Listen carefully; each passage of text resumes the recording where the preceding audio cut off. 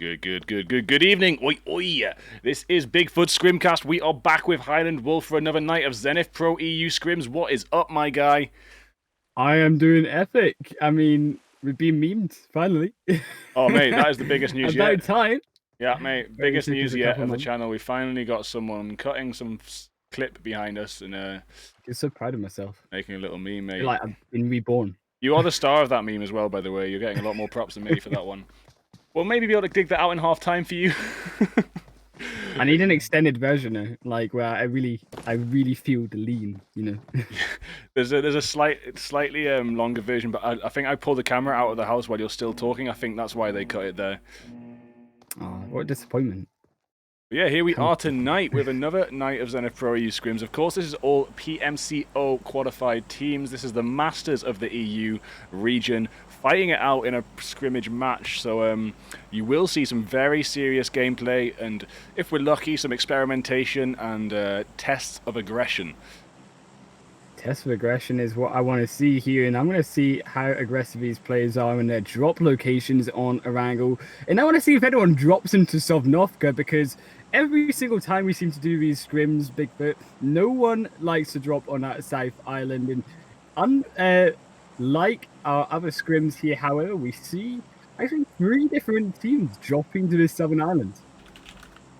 Finally, yeah, looking at these higher tier scrims, we finally see people not too scared to drop a military base. It looks like even 2 teams. So since it's been so long, Highland Wolf, since we've seen that, I am actually just going to dedicate both screens here to the Sosnovka drop. I want to, even the first 10 minutes, if they're gonna fight it out a bit, just because we haven't seen this on the stream for a long time. People have been avoiding it like the plague. Maybe the bad time for that analogy. I'm sorry.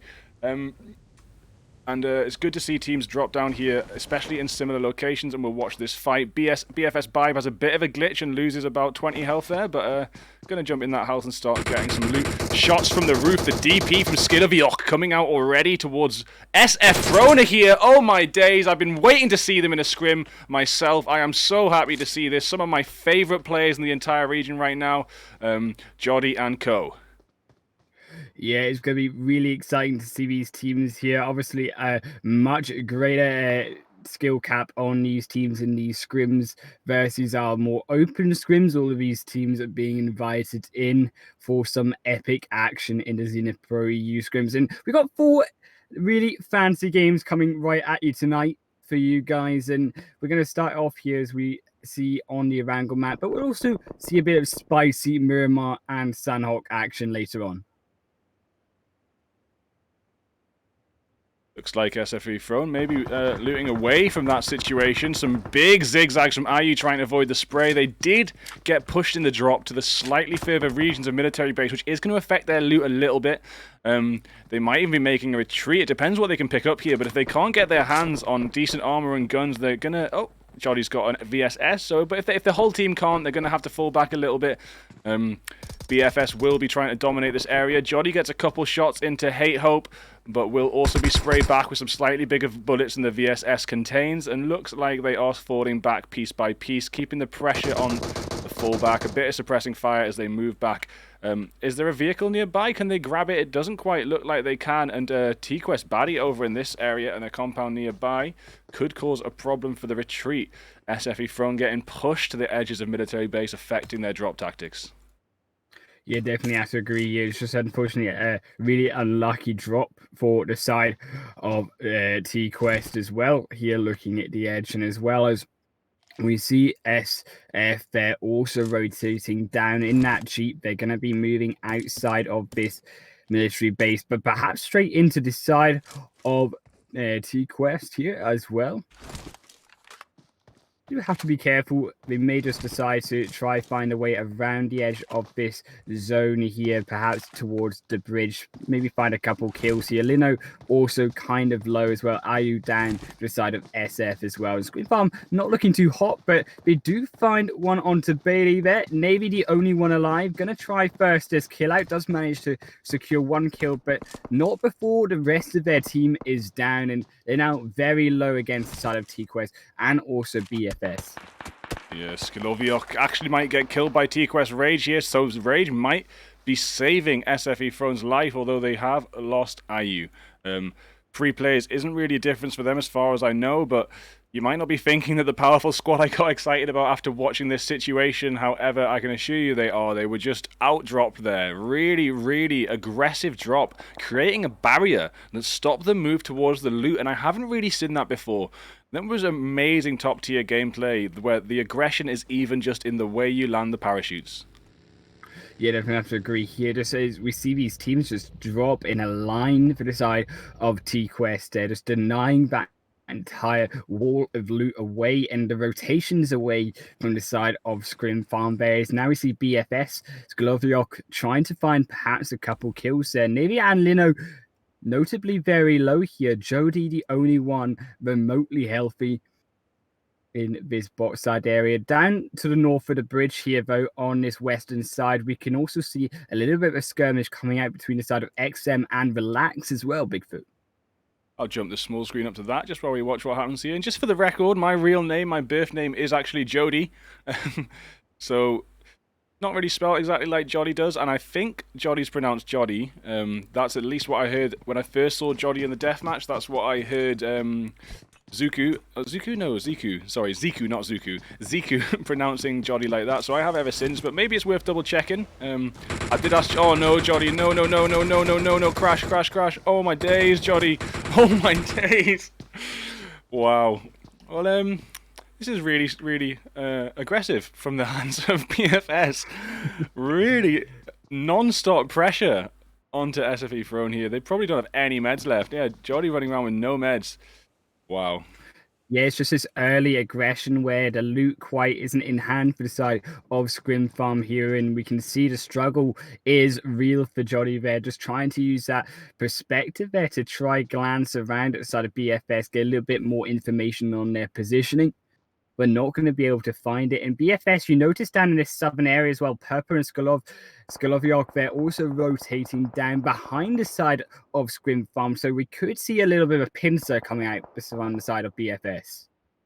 Yeah, and apologies for calling them SFE Throne. I was pretty sure that was their name. It's maybe that used to be their name. It's Scrim Farm now, or maybe I'm just entirely ignorant. However, we know it from now on. I will not make the same mistake. Big up Scrim Farm. We are finally some shots coming back from a slightly bigger gun there. Linau's found an M762, maybe able to apply some extra pressure now. There is a Kar 98 too, actually, so Linau should be able to really, with the right skills, outgun BFS. Yeah, it does just come down to the gameplay right now, but the health bars, as we say once again, aren't looking pretty for Navy and Jody, and will have a serious effect on this skirmish between these two teams. Now BFS, after chasing down the side of T-Quest away from this potential fight, now going to close in on this compound beside Scrim Farm, and just excellent rotations there to get rid of T-Quest from this fight while one of them watches the side of the Scrim Farm there as they go down, trying to take down one for one here. Now a little bit split here as Linau. Purple moves in, trying to get this assassination, but for a second knock here, and Purple and Skoloviok the only two alive. Can Linau find this double kill? Jumping around, gets a little bit of a poke damage onto Purple, tries to reposition, backs off and denies this aggression here, but Purple moving back in again. Now the cover has lost. They've lost the staircase right now. The grenade not going to land onto Purple. But now comes the two-man push here onto Linau. Oh, nightmare. Well, great start for BFS, and really testing Scrim Farm there. They will be wiped out. Turns out I had a bit of a bug with the iPad there. There was no footage, but I've got it plugged in now, so you've got that extra screen for you, everyone to enjoy. So yeah, BFS going to be really proud of that aggression. Scrim Farm going to be a little bit annoyed that they got outmaneuvered in that drop like that, but maybe there's something to learn. I didn't quite get the exact video and the exact location of that. It would have been good to have seen that drop zoomed in like this on military base like this, so we could have seen the exact movement and learned from that, because that was a phenomenal piece of outmaneuvering in the air. Yeah, and even in before you've landed in the game, there's still strategy about where to land, keeping an eye out not only where the enemies are landing, but also how you can land as well. Whether you do decide to split and make 2 different rotations, 3 different rotations around one area of the map, even split to 2 different locations. A lot of decision making it goes on before you even land down in your first compound or your first building, get your first gun together. The side of it will be XM falling there in. It will be 18th position. They're down to the side of Relax as Mind finishes the rest of their team off very low though as well. A little look around the map here, and it does look like TQuest might be pushing, sorry, not pushing, holding down the bridge near Potato Hill. To the east of Pachinki, we can see Nomad 1218 driving past. They could be shot down from the Overwatch. I can definitely see those vehicles, and the bullets will start from Satsura. Yeah, definitely just a good rotation here from the side of T-Quest as well. Do obviously retreat away from the side of BFS in that engagement against the side of Scrim Farm, but they instead make their positioning known in another way, and instead camping at bridge and denying the crossover for BFS into this zone, forcing BFS to make a swim across into the side of his middle of the zone, into the middle of the southern section of this zone, but into the hands of potentially the side of HQ. Here's HQ rotating perhaps where we may want BFS to be swimming over. And it does look like G1 are starting to dominate that east bridge. Are they going to cross or are they going to camp? It looks like so far they're crossing. They might stop at the north side possibly and camp it out. We'll see what they get up to. Have a look at the map as well and see this movement as the zone pops a little bit east. Not too crazy. Nice and central on Shelter Farm area. Probably going to keep popping reasonably centrally. Still could end up anywhere, but most of the teams in the center will probably not have to move for another shift or two. And then after that, the rotations and the conflict should begin. It's going to be interesting to see these rotations now as we approach the end of this second zone in about 1.5 minutes, when this blue zone will start to close in, and then we'll see that shift into the third phase and these teams really start to dish it out between each other for the positioning in these later zones. Still only 11 minutes and a half into the game, however, so we're just approaching the mid-game stage here, and these teams going to just look at perhaps still farming up, getting the loot on their squads and finding a little bit of a position inside the center of this. So we see a real cluster of teams here inside around farm, shelter and school. Yeah, it's definitely top tier meta now to just get to those middle zones straight away. Look how many people are edging, barely anyone. You've got T-Quest that were camping the bridge, but as they look like there's no one coming, they do set off. XTM actually coming in, maybe looking to do a similar technique and take over from where T-Quest left off, and they've just missed each other. T-Quest now heading towards the cliff area to await the next zone shift. Yeah, gonna have to wait, unfortunately, with this red zone in play, where these teams need to rotate from the western side into the play area, but these teams notably inside the center, and look at 12-18's positioning here.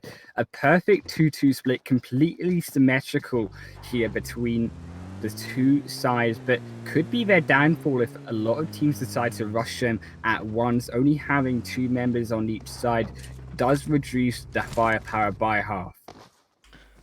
Just a quick shout out to UMB Halls, a fellow Trovo player. I'll put the link in the chat if you actually want to see a first-person view of what's going on right now. There's probably might be 1 or 2 more players in the game right now on Trovo, but I only know for sure that Halls is. So there's the link in the chat.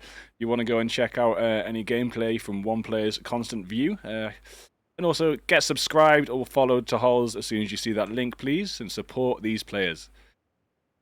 Yeah, and obviously if you aren't followed already to us as well, make sure you do that as well. Catch out on the action exactly when we go live in these games for more epic kind of scrim farm action here as we see moving into the rest of this game now. 13.5 minutes in, a little bit of these standstill on these teams. 12-18 moving a little bit further apart now as we try to ensure that no team rotates around. Tulika out in the open, however, as well as the side of it will be Canalvor.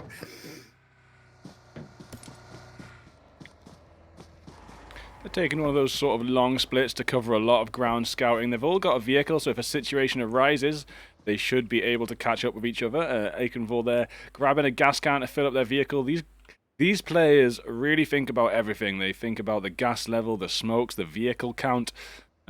Something we've seen in some of the lower tier scrims is teams not really collecting enough smokes, taking them to the last zone, teams driving across a bridge in one car. Why don't we tell them about what happened yesterday in Penetrate Clan Wars? The most beautiful, I mean, there's the squad called Scrim Farm here, but I mean, the side of Fallen Angels just farming completely in that scrim last night there. And two different teams driving into a bridge in one vehicle at separate times as well, not realizing it. That bridge was camped down by Fallen Angels, and they secure themselves a juicy 8 kills in about the easiest way to gain kills you can ever imagine in these scrims. And when I suggested the zone might continue shifting centrally, I was of course entirely wrong. It does a pretty hard shift south, and I would really hate and love to see another hard south shift. Imagine if it shifted to the South Island right now. That would be very interesting, but very good for the side of BFS and also the side of XTM. T-Quest on that Southern Island, but now comes a push in from 1218 right now, as we see 1218 just completely storm into that south zone, into the farm, and deny any pit rotations from these teams. However, we still got the side of G1 below them, so we do have to keep an eye out on that. The airdrop as well, something that we have to note, but only going to be a DBS in there. We do have a military vest and helmet though, so going to come in handy if a future drop does contain that AWM or whatnot. As we have seen, you're going to need that level 3 helmet to make sure you're staying alive. Looking here like BFS are swamping another team out with ridiculous aggression. XTM starting to get knocked. They did manage to get another knock here onto Hate Hope. However, Hate Hope is back on their feet, and Nightfall is running away for the survival points, for the placement points.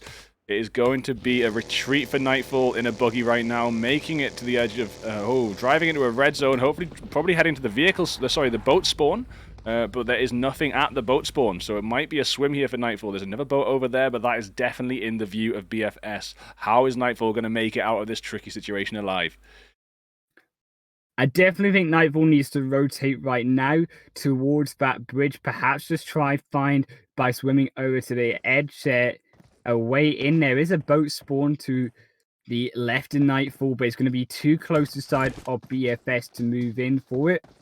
And also could get spotted by going in a boat on the other side by also Red Reserve. So these smartest play from the side of Nightfall. They're going to be a little bit sneaky crossing over in that water. Also keeping an eye on how BFS are rotating as they do that. A heads up play, making sure where your enemies are going to be before landing back on the other side of the shore, because you may just find that they've already crossed if you weren't looking and get knocked down. And speaking of Red Reserve, I did just jump up to them the exact moment you mentioned their name, and it looks like they're holding down the compound just past bridge, and I think they're pretty aware that Unicorns of Love are just across the way. This is Unicorns of Love CIS, so this is a separate team to the EU one, but this is actually just to explain, I did have to double check this myself. I had been wondering a couple times about the CIS, and it means countries which were once a part of the USSR. So CIS roster of the organization Clash would be Clash CIS, Commonwealth of Independent States. And the fact that I've just learned that acronym now really shows something about my ignorance of European geography right now. I did kind of guess it because a lot of the names in the CIS teams were sort of Eastern European style, but I did not know exactly what it meant. Now I do. It made me feel pretty dumb. Oh my days, Nomad Satsura there. Getting a knock, and also we have Nomad smashing through Bazzi. One of Red Reserve goes down to BFS. BFS have came across the bridge, and they're continuing this aggression as soon as they cross to the next island. And making a presence known here, smart ideas. They are likely going to be spotted anyways, as they predicted they're moving across. A very risky grenade here, and a long grenade throw from the side of a Hate Hope straight onto Frost. Does look like that did land. as they go down once again. Unfortunate here for these teams, and also for the side of Red Reservists, it will be swarmed here by the side of Unicorns of Love and BFFs from two different sides. And this is the risk when you take back a compound out of those buildings on the edge of the bridge. You risk getting teamed up on by two separate squads as they rotate into these final zones. Yeah, the idea of holding a choke point hopefully is to deal with one team at a time, but should that end up being 2 or 3 teams, the tables might turn. Might be worth taking a second to shout out everyone inside the chat. Shout out everyone inside the chat. Aegon just tuned in and gave me 3,700 worth of spells, so that would easily make you the weekly ranker above Red Reserve Pro, who's on 3,000, and New PUBGM on 1,500. Jaguar Export on 1,000. Spells, just a little interesting competition per week there. But yeah, thanks Aegon for those, and welcome Aegon, Sensi2K, New PewPew's back, and Joyboy97 for the chat right now. Looks like a good bunch of people joining in here through these Scrims Bigfoot. And we see actually Nomad, while we're talking here, just wipe out the side of G1 out of his first game in 15th position here. So G1 are going to be very unhappy with that result as they get swarmed by the side of Nomad in this first game. Down below, however, there's still one member of G1 alive. Harley here, still alive very low, but it could have that risk of being rotated down upon if that zone does shift south, as you wish here, Bigfoot. Harley gonna wish it shifts north, though, I imagine, to survive a little bit longer here. A couple kills on the kill feed there, going to the north side of the map here, as we actually does look like the side of KYS go down in 14th position. Yeah, and having a look here, Dreamy is getting a nice knock on a car driving to from the edge of zone, and look at the zone shift. We did catch it there. Didn't have a moment. Just grab a moment and look how lucky Unicorns of Love are. They are already in the central compound, and they chose that compound a few zones ago. So they've really hit the jackpot with this one, and they're going to be laughing. Would not be surprised to see a first place for Unicorns of Love CIS right now. You see a really heavy rotation straight away from the side of 12-18, getting smoked up and lit up by the side of Nomad, but they still make it safely into this zone, and they're looking really aggressive here, trying to find these kills onto the side of Unicorns of Love and take that central compound quickly. Nightfall now down, unfortunately, to T-Quest there in 13th position. Their team will fall. T-Quest all making rotations in alongside the side of a 12-18, but Nuggets is down, barely just been revived up right now. Wow, big long nade out. Fabi goes down to the long nade from 12-18. What a beautiful aim there. I'm not even sure if they had the exact targeting on that. From the lower ground, you don't always see the trail that the grenade's going to take there. That was beautiful. 12-18, I thought they were in a lot of trouble when they pulled up on this shed, but they're already managing to aggress onto Unicorns of Love, the winners of the Central Zone compound. Smart edges, making sure you don't stay too close to those vehicles, but the vehicles now out of play as well as T-Quest take them out of smoke. They're trying to cover a little bit from the side of T-Quest's aggression. Another vehicle is smoking up the side of Nomad, could blow this up straight onto the side of Zakonavor there. So much rotation going on, so much fighting. This is absolute chaos. Expect this as we approach this zone and the next as well into likely a phase 6 zone finish here. Now also the side of Dream Eaters finding a couple kills on the northern side. Teams falling left and right as well in this map as they scramble in for a position into this zone. 1 minute left until this zone starts to shrink. These teams have to make these rotations now, and as we see these forced fights because of this player just coming out, BFS also as a turnover to them, also finding that one kill, eliminating their side of the map in the eastern zone. How do you cast this? I feel like I'm trying to speedrun 6 chapters of the dictionary in 2 minutes.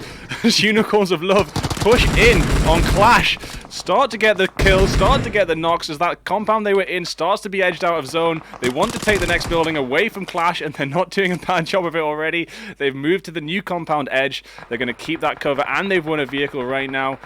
Wow, how there must have been about 40 guns being shot at the same time at one point. Definitely have to agree there. Clash now down to one member, however, and we're already into our final 9 teams here at 24 minutes into the game. But notably, this blue zone now going to start to close in Bigfoot, and we're going to see this rotation from BFS, very aggressive, straight into this zone. And we can see them team up together here on this eastern side of the play area. Unicorns of Love have moved closer towards the side of 12-18, trying to find a couple as they do take Nuggets down with the grenade there. Hayes also on the side here, flank, trying to spray down this 12-18 roster down to only Chalika there, but they do fall down in 7th position. Now another team falling down as well, as we see T-Quest also down in 6th place. We see another 2 teams drop, however, to this zone, now down to our final 4. They're dropping so fast in this first game. 3 teams now alive. This is insane. I forgot how crazy Tier 1 scrims could get. Absolute madness here. Now we're down to 3 teams. It's going to be a little bit easier to concentrate on exactly what is happening and how BFS have managed to edge their way in. What is their kill count? They're on 9 right now. They've been hanging around this edge of the water, doing a great job of surviving, as the majority of the other teams were in other locations of this zone. We've got Harmon and Reprise pushing in. They do get a knock and a finish on BFS there, so it's now just Skilolovic, Skate Hope, and Purple left. Unicorns of Love sending the aggression in. Nades coming out towards Hate Hope. A beautiful nade there from Harmon. Yeah, excellent grenade there, coupled with their teammates' grenade, making sure they take down Hate Hope, and now it down to Purple and Skilolovic there. And these 3 final teams here, 11 players alive. BFS could go down in 3rd place here, should I say, if they're not careful. But Harmon also finds down another onto Hate Hope, going to be eliminated from the game, but not before Skoloviok. They managed to find one on Reprisa, trying to first that kill down, does find it. Yeah, so now with the clash between Unicorns of Love and BFS, it is Red Reserve, the last one standing with a full squad, as they start to push in bit by bit, taking their time. I can't quite see where the zone is because all the players are in the way. Let me have a little look. Does look like Unicorns of Love are just on the north side of that zone. Red and BFS on east and west sides. Unicorns of Love the closest, so they have the least movement to make right now, but they are already smoked up as Red start to do the same. Yeah, these teams have to smoke up now, as this final zone is going to be in an open player, no buildings for cover, only going to be the elevation of this final play zone to keep yourself under some cover, but it's not going to be end all be all. And this is where the smokes play in, where the vehicles as blockades play in against the fire here. Harmon going down to Red Reserve there with a knock up as well. Unicorns of Love down to this Fabi and Hayes. That doesn't seem to be too much of a problem for them, as they get new 2 knocks onto Red. One was even firsted. The zone coming in on Victor, so the zone will probably bleed Victor out. Who just killed Novaz? That was Fabi too. So Unicorns of Love now with Fabi going to try and finish this off. Can Fabi do it? Can Fabi get Frost before the red zone does? No, but Red Reserve are out to the blue zone. Sorry, mixing up my reds and blues. As Skiloviok is getting the rev on Purple. They're going to heal up, but so are Unicorns of Love. We are on a very even battlefield here, except BFS are a few seconds ahead on healing and revving and health. Yeah, and Skoloviok there inside of BFF is going to be happy with the work that Red Reserve could pull off onto Unicorns of Love, with Frost taking one down, also putting one low and eliminating one inside of Unicorns of Love out the game. Hayes finding one back onto Purple there, and Skoloviok, the only one alive, trying to find Fabi there, does not find that kill, and it will be Unicorns of Love taking the first chicken dinner of the night. It was BFS, mate. Oh, BFS! Wow. Crazy, yeah. You might have... I swear that Unicorns of Love was still alive there. I thought that they had 2 players up, my bad there. It is hard to tell at that last moment sometimes. I love it when you don't quite know and you're just waiting for the results to come up. But BFS, we saw them at the start landing inside Sosnovka military base and really out-aggressing Scrim Farm right from the get-go, right from the moment. They had their parachutes out, they pressured them into the corners, and then as soon as they picked up the DP, they kept pressuring them out of Sosnovka and chased them down to one of those compounds, and just the pressure was absolutely unrelenting. And I'm looking forward to see what Scrim Farm can do when that doesn't happen to them. So we'll hopefully catch up with that in the second, third, and fourth matches. But all power and all respect to BFS right now with that consistently aggressive game, taking them to first place with 13 kills.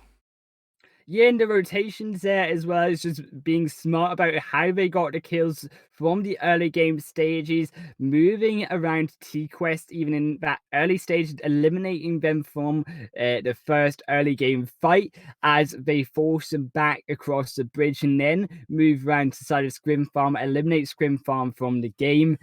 But then rotate round to the eastern side of that South Island, move up in around that eastern side and wait for the teams to come into them and allow themselves at the edge of the zone to clean up those kills in those final couple of zones. Yeah, beautiful stuff. So let's just run through some scores here. Like we said, it was 13 first place for BFS. Unicorns of Love CIS with 9 in second. Red Reserve with 5 in third. T-Quest fourth with 1.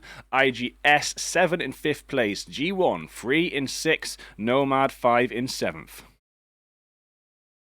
Yeah, we do see these top 7 teams are going to be where we're looking at in the future games, and most notably as well, holding down to these top 3 teams as well. The side of Unicorns of Love, Red Reserve, and BFS. BFS, one of these teams that I didn't perhaps expect to come out on top versus the big names like Red Reserve and Unicorns of Love in these scrims, but do manage to find himself that first chicken dinner and make me rethink this team with a massive kill score. And they're going to be up 33 points now in this first game. And that's exactly where you want to be moving in.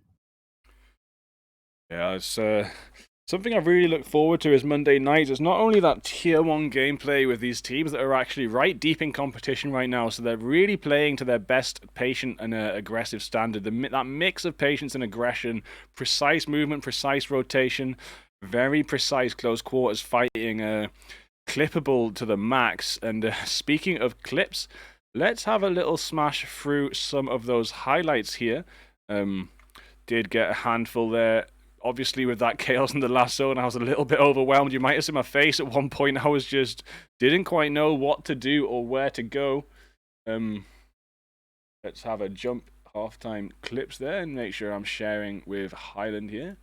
Then we'll get some little bit of background music for this too, because the sound doesn't record yet. I'm working on that. So here we have, Scrim Farm, Lino trying to win this clutch. Did actually manage to down 2 of them, I think. But as you can see in the kill feed on the edge there, Skilovovic getting some extra knocks on Scrim Farm too. Yeah, we see just as excellent play here from the side of BFS as they move in closer in this first game. And we see them just completely surround the side of Linau there. Nowhere for Linau to go. I thought Linau would have stayed up on the top of those stairs as well and use the height advantage versus the rest of BFS, but a drop down trying to think they could take them down while reviving on a surprise there. But now into this second game here, and the side on mine, they're so low, Clash could have taken it. It could have gone either way, but they do fall, unfortunately, as mine finishes them off.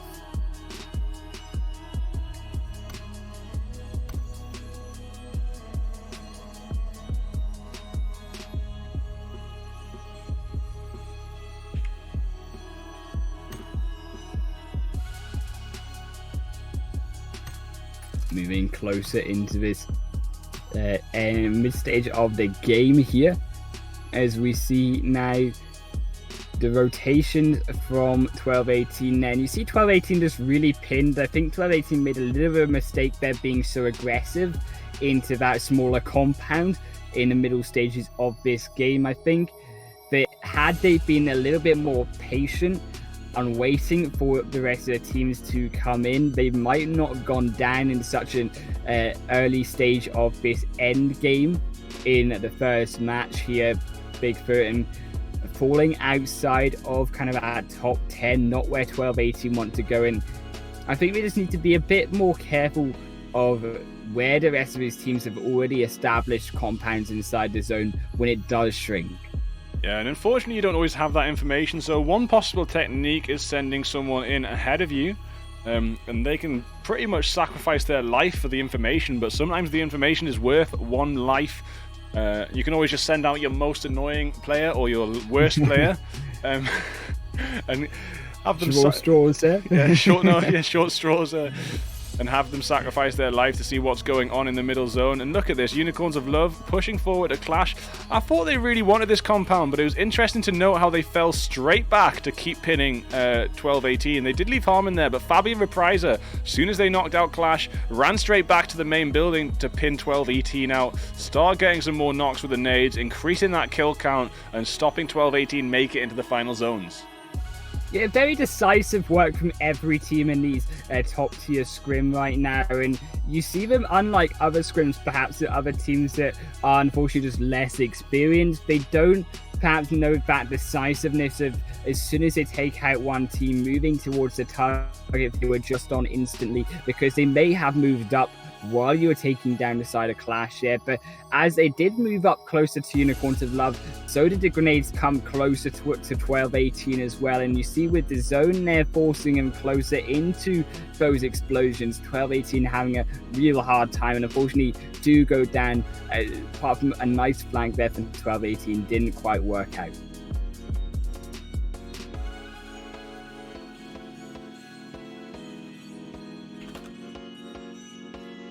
In this final zone, down to the 3 remaining teams, Unicorns of Love at BFS and Red Reserve, and the hill there between all of these 3 teams playing vital work on how these teams maneuvered closer in. That knock up onto BFS, so major advancement for the side of Unicorns of Love moving into the end of this first game, because they take out the front scout for the side of BFS. It was guarding not only Red Reserve's movements, but also stopping Unicorns of Love from moving in closer towards the side of BFS on the edge of this zone, who were going to be pressured by this zone when it began to move in. Yeah, this could have gone either way right now. Red Reserve standing with the most players, but somehow ended up with the most pressure upon them, and they were actually sort of teamed up on by Unicorns of Love and BFS. They did have 4 players, but when they had 5 from 2 different angles spraying down on them, it was only going to go one way, and that was to 3rd place. Yeah, Frost did an excellent job there against the side of Unicorns of Love, and I think Frost from Red Reserve was a key player in how BFS were able to secure this chicken dinner, because Unicorns of Love had a knock on them. They also had a player down and a player damaged just from that one player down in the bush. And before Red Reserve go down, they allowed BFS to make a much easier time finishing off Unicorns of Love in this final head-to-head. As Unicorns of Love do try move in, but through the smoke, you don't have that clear vision, and it's all about that reaction time, and BFS were just quicker. Yeah, one thing I might like to do tonight, if there's a little bit of time, is just... Oh, I love that nade, man. Some of these nades, I mean, it would be a different story. Let's just say if PUBG didn't have on the map, you know, the bullet shot on the map. It's like a little bullet logo where the shots come from. I don't really know the exact name for it. But when I sort of get you. Yeah. Yeah. If PUBG Mobile didn't have that, which you can actually just disable in the scrims, and it would be interesting to see that entered into competition, so it was more like PUBG PC. However, they do leave it in. But if it didn't have that, these grenades would be blind. They'd all only be using the ears. But with the bullet mark on the map, they use that and the ears. So they use the mark to get the angle, and then they use the ears to determine the distance. They're still using their ears a bit, and that grenade was thrown determining distance from how loud the gun was. So that's still great skill there. But when we get up to PUBG PC, or maybe future PUBG Mobile competition where that's removed, as it was in a hardcore mode on the actual game at some points, we will be seeing some even more crazy abilities to use the headphones to locate exactly where someone is. But either way, that was a beautiful nade. Now, one thing I want to do quickly while we're at the end of this season, I think we've only got a few hours till rank resets, is just check a couple statistics, see how some of these games ended up. So just jumping in here, over 2,000 kills for one of these players. Let's see, Clash A's are there. No, I can't remember what I clicked on, actually. Yeah, Lino got Doing a bit of digging here 1,300. on his teams. Sorry? Doing a bit of digging on these teams here. 314 headshots. Wow. 23.3% You're on Lino. headshot. You're on Lino, yeah. Yeah. 23.3%. Wow. Every 5th shot being a headshot there. Roughly. Yeah, that's crazy. What about Joddy here? 27.3 headshots for Joddy. Really keeping my name going strong there, pal. I appreciate it. Even if you are spelling it wrong. Yeah, 40.9% top 10 ratio, 15% win ratio as well. And when you're at this high level, 15% win ratio is fairly high. Yeah, some of these teams as well, you know, they might be making up to Conqueror. There's Joddy on Crown 5, for example. But that's a case of playing more scrims than you play Classic. But yeah, have a little look at this. I mean, we can look at this at the end of next season. You can skim back through the seasons. But, oh, and we've got enough 25% headshots here from another Scrim Farm player. Top 10%, Seems 40%. like the accuracy. Yeah, accuracy is really important as well, yeah. The accuracy on point, and that's what we'll notice. I think if you do this for the lower scrims, perhaps I would have to unfortunately guess that some of the other more open scrims, lower statistics on the headshot percentage. Oh, buddy, you might not have downloaded and updated all the maps, so you're gonna have to do that quickly, and then we'll have to screen share for this match here. I should have updated all the maps there. Have a little check on the menu. We've had a Korean version. On the Korean version. The Korean version there. Yeah. Yeah, it's all chill. You can screen share for this one. Turn your webcam off to save some battery and bandwidth. I will. Don't you worry. I am charging up here. Don't. Totally blanked on that. Obviously, starting with the Korean version.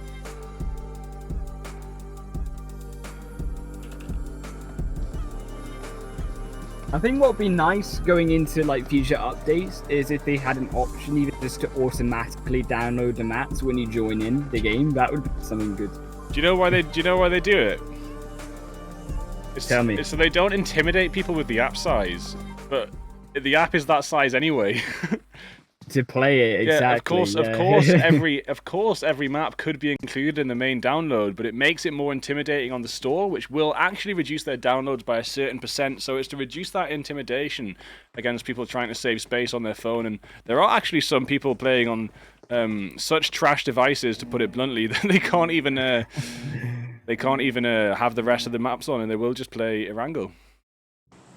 Yeah, it's a real shame, but we do move into now the Sanhok second game here for the scrims. Keeping an eye on this plane path here.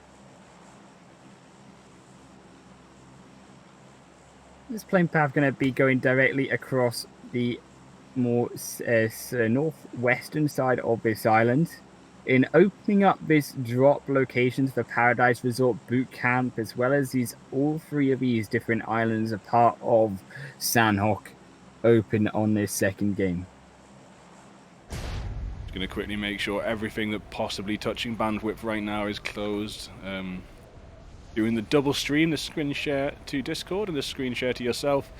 And there we are. So, BFS taking Boot Camp. Was possible that Scrim Farm headed there, but they're actually heading to Ruins, but slightly split, so it is going to be Lino. Oh no, they're just coming in a little bit late. Bit of a drop glitch for me, and hopefully not for them. We will see this Scrim Farm versus Unicorns of Love, but I'm glitched out, or they're glitched out. We'll have to see how this ends up in a second. Fabi's already down to Lino. Nice. Yeah, this is just going to be playing around the height of the Ruins, and also poking the head out. A real good weapon right now down inside of the Ruins there would be a shotgun to pick up, just turn around and blow someone up with the shotgun in this close quarter range in the early game where there's no medkits, where there's no high spray, and Uzi would do the trick as well. They're now just poking around here, but keeping an eye out on the side of Unicorns of Love as they move around in this first compound.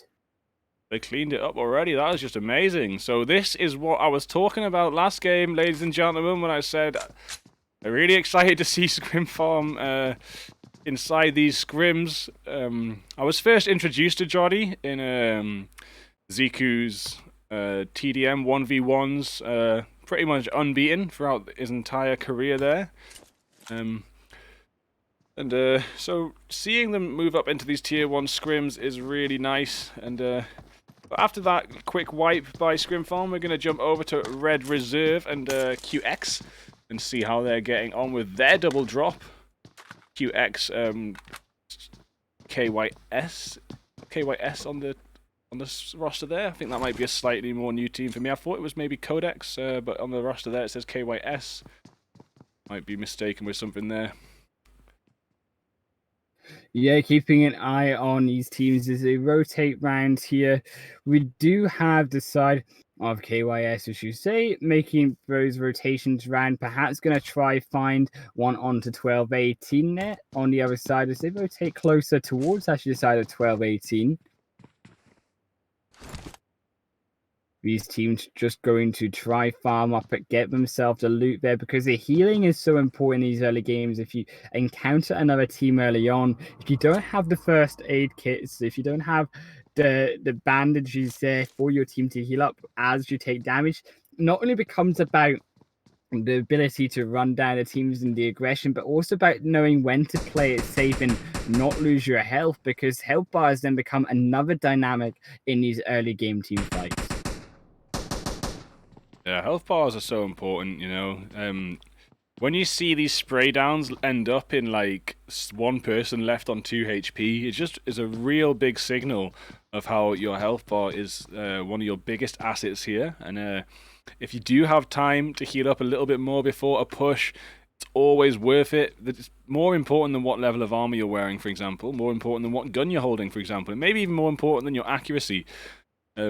How big that health bar is. But obviously there are occasions where you do not have practical time to reset that health bar to higher levels, and you do just have to make that push, and that's when the other stuff comes into play much more, and you need to be on it with your movement and accuracy.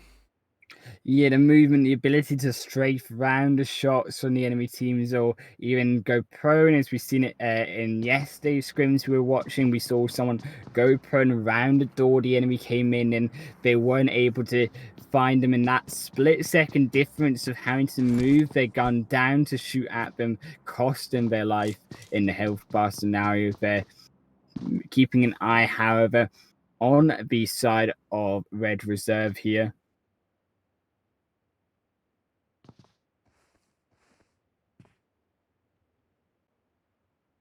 Pretty calm in Sami, considering 2 teams dropped here. It does look like KYS are either leaving or rotating around to gatekeep.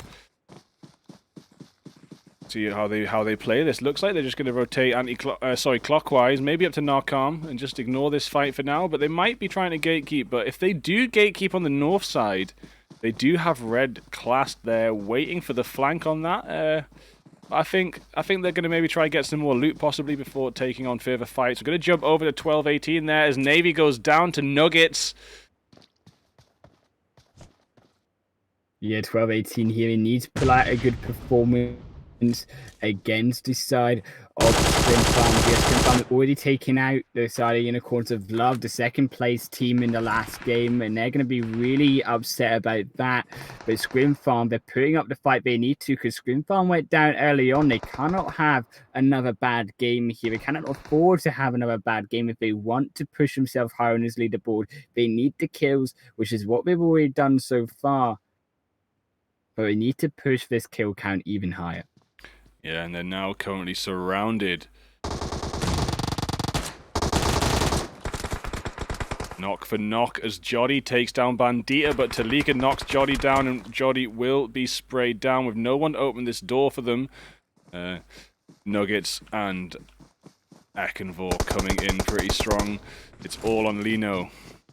Now they're trying to find one, does manage to find the first knock. Can they find a second? No, they cannot quite find it. And there we talk about health bars coming into play and trying to first down 2 health bars versus the 1 health bar of yourself. Weren't quite able to finish it off, even using the corners there to their advantage.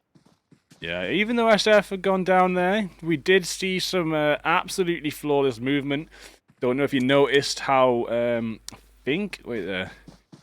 Try and remember exactly which one it was. Just need to see the names a second. I think it was Lino on the outside of the ruins there, jumping on the windows and doing, like, I don't even know what the name of this shape is. It's like a quarter of a circle, like a slice of pizza. But as they, does that shape have a name? A pizza, so just call it a pizza slice. Doing a pizza slice scan of the room as they jump past that window, spraying through the entire room with a jump left and right. Really beautiful, well-trained movement, but just a wonder to see this. However, they were really outplayed by 12-18 surrounding that compound there, really put under pressure. And IU, who was actually the player that dropped separate in case anything bad happened, was the first one to get taken out there, slightly extended by 12-18's surprise attack. And one by one, they were taken down, unfortunately, in Game 2 here, and maybe see a better finish for them in 3. Yeah, they're really going to be disappointed with that, and down into 16th position for the second game, as well as losing to BFS early on in that first game. They're unfortunately not going to be able to most likely make it onto the high areas of this leaderboard. BFS, as I talk about, and find a knock, however. Skloviok there, making sure from range they're clearing their path out against the side of it will be HQ here.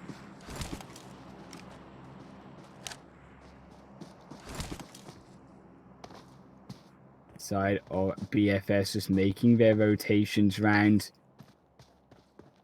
keeping an eye out on HQ, making sure they don't do anything too funny here as he engage on top of them. Welcome to the stream, Willow. We'll see you here next year. Maybe.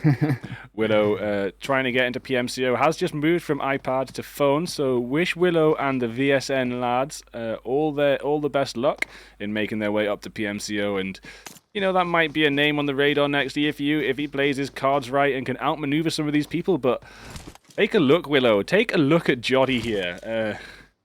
We see one of the best players we knew in our ranks in the UK community entering into this EU Tier 1 scrim and actually having a little bit of a tricky time.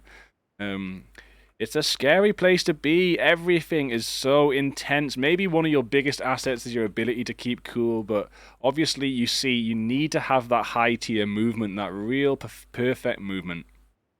Yeah, and the pressure there under these games where you maybe start just making a little bit of a miss position there on your play, maybe miss a couple shots and miss a little bit of spray on an Uzi in a close range fight, that will cost you moving into these games, because every single mistake that you make will be picked up on and taken advantage of as these teams just come down to the better or the best of the best in these scrims. Do a quick Google here. Zute might be a fellow Trovo streamer. Yeah. Not currently live, but I will post that link too. So Zute, last one standing for DM. I think. Yeah, this is the right one. I'll get that one out in the chat too. Here's another player who's Trovo you should go follow. Last one standing. Zute for HQ here, gonna struggle against the side of BFS. BFS have picked up a phenomenal amount of kills in game number 1. They're starting to do the same in game number 2 already. Still 15 teams alive here. And speaking of players that have Trovo right now, we do just see hulls go down. Vindex getting the rev in.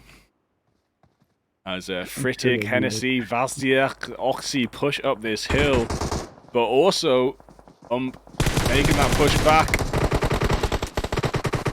The other side of Team CH here, they just move in to holes here. Nice. They're struggling there, but still got one alive. Trying to make the play against CH. Can they do it? They find the first onto 2 and they delete them from the game here, down in 15th position there. And we're down to these almost top 10 teams if we give it a couple more minutes here in this game. Sandhawk going to be a much faster paced map. We see the teams dropping much earlier on. At this point in the game, in a wrangle, we still had many more teams alive. Big shout out to Freixo in the chat there. Just jumped in saying is Umbra playing. And yeah, good timing there, buddy. This quick answer to your question is yes, they are, and they're killing it so far. So I'm glad you got to come in for that, and hopefully you stay tuned for another 5 minutes and catch that fight. It's a bit of a weird thing. When I respond to something that happens in chat, you will get it in 5 minutes due to the delay we have to prevent any form of stream sniping. Not that we expect any of these teams to do that, but it's just a security protocol. Yeah, I'm sure these teams play fair, but just in that instance, we do have to have it. We see Bazzi there for the side of Dope, moving in closer, trying to find a little bit of a positioning here. Zute is stuck down in Painan as the entire KYS team pushes in. And right now we are watching Bazzi from Team Dope trying to smash out G1 with nades, but they're not quite landing in the right spots. Maybe try the other side of the rock possibly, and you'll get that final knock on them, Bazzi. Pickles him a little bit with one nade, but not going to find it. Needs to try further and she say onto the other side here. Bazzi trying to go into a closer range here. Fanny managed to find a kill onto one net. The second as well falling down with the help of their teammates, and Dope do secure those 2 kills onto G1. Jumping up to IG here, backfire, Sands, Dale, they've lost Starkey, Dale takes some shots down. They're all versus BFS right now, Dale will be finished off. BFS up to 5 kills already. Now, what about IG themselves? They're currently on 0 and they've just lost 2 players, so BFS really starting to rack it up. If they can keep going past this top 13, down to top 5, and if not top 3 again, they're going to be high on top of these scoreboards tonight.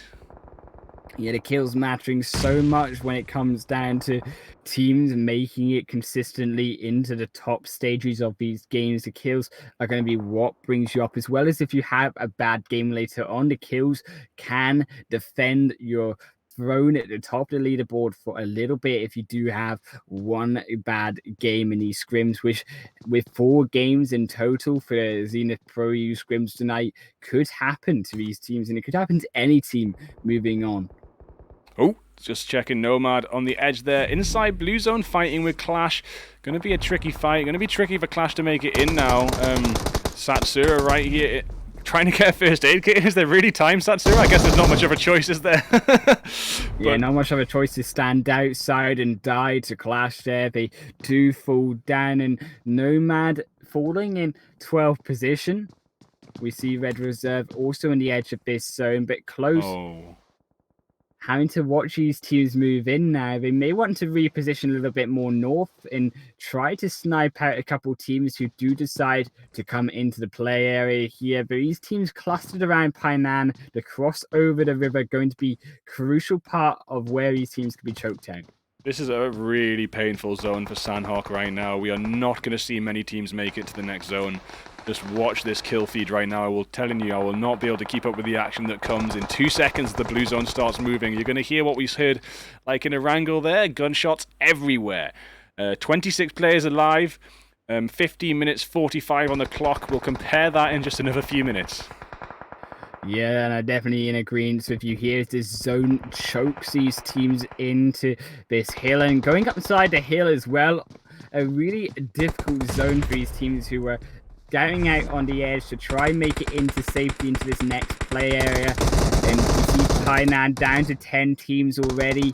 It does look the side of KYS trying to find a couple kills here as they move closer in.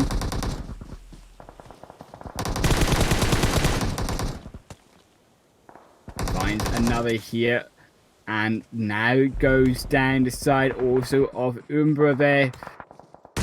These teams really struggling right now.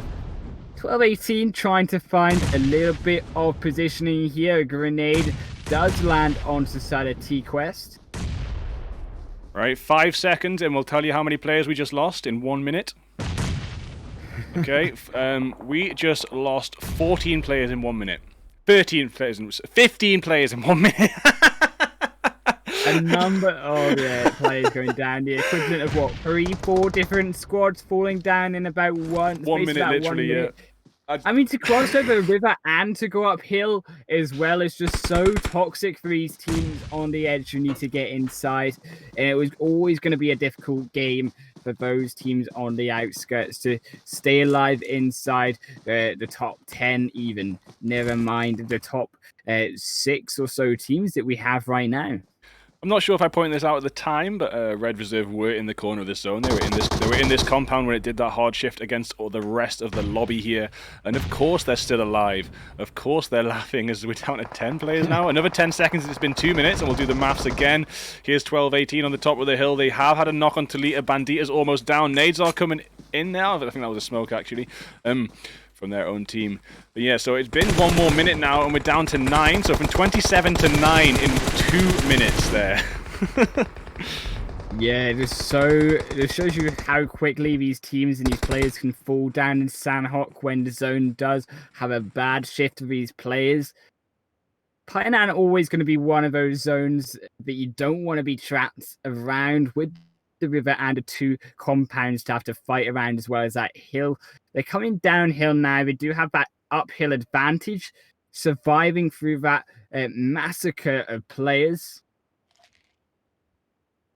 We do see actually the side of it will be XM here, trying to trap Red Reserve behind his rock. 12-18 behind them as well, however, also. Holl's just tuned in, so welcome Holl's. GG's, good plays there in Painan, but there was so many players it was impossible for anyone to get out. And yeah, I think you tuned in just in time to catch my maths there with that 2-minute drop. 27 to 9 is 18 players in 2 minutes. So it was actually, no, so it was 15 in 1 minute, but only another 3 in the second minute. So it definitely called the right minute to do that maths. Wow, that was ridiculous. Yeah, we see 12-18 here, and XM trying to find 1 nugget, trying to find a second. They do find a couple kills, and they eliminate the side of XM down. Doing real work to the side of 12-18, but as I say that, they lose 1 member down here, and 12-18 need to try and find an angle around Red Reserve. Try perhaps for a couple of grenades in. The rock's going to be vital here. You talk about the rocks often being basically little mini houses here in Sanhok, as well as the trees to cover. Victor poking their head out, almost going down to Nuggets. There was nade versus spray there, and Nuggets decided to draw back. I'm assuming Nuggets is kind of low on tacticals, because otherwise they should be coming out with smokes, mollies, and nades towards that rock there. Very hard rotation for Nuggets. This might be possible in FPP, a little bit harder being the pusher in TPP. FPP kind of equals the playing field when it comes to push. Yeah, that first aid kit being used, unfortunately not in time for 12-18. A bit of a miscalculation on how fast that zone would kill them in that final game. And Red Reserve just choked the side of 12-18 against the blue zone and secure himself that second game chicken dinner. Just pump through these maths quickly for you before we get into the halftime clips. We do have Red Reserve in first place with 5 kills, 12-18 in second with 13 kills, XM in third with 3, T-Quest with none in 4, BFS with 7 in 5, Clash with 3 in 6, and KYS with 6 in 7th. Yeah, looking round at these teams here, just all these teams down from 8th to 12, 13, 14 position. These were all these teams inside of the Painan zone choke point there, as well as the hill there from the side of Painan also did a lot of work, because even after crossing the river and escaping the brutality of Painan, they still had to climb up against the teams that were choking them outside from the top of that hill. Oh, I just got... So after spending most of last season getting irritated with having Power Rangers dance at me every time I leave a game, well, not every time, but, you know, it got a little bit irritating. Finally over, season's over, and now we've got another clip to watch there, so I just did a quit PUBG as soon as possible. I'm going to try and jump into some halftime clips here. Just loading up the playlist and adding to it. Maybe we'll have time to go through some of the first ones again for those that missed it. Have a little look. And How's your map situation? You managed to get those updated while that game was playing out? I have managed to get them updated, so we're all good. We're going to be inside the third game, nice and comfy.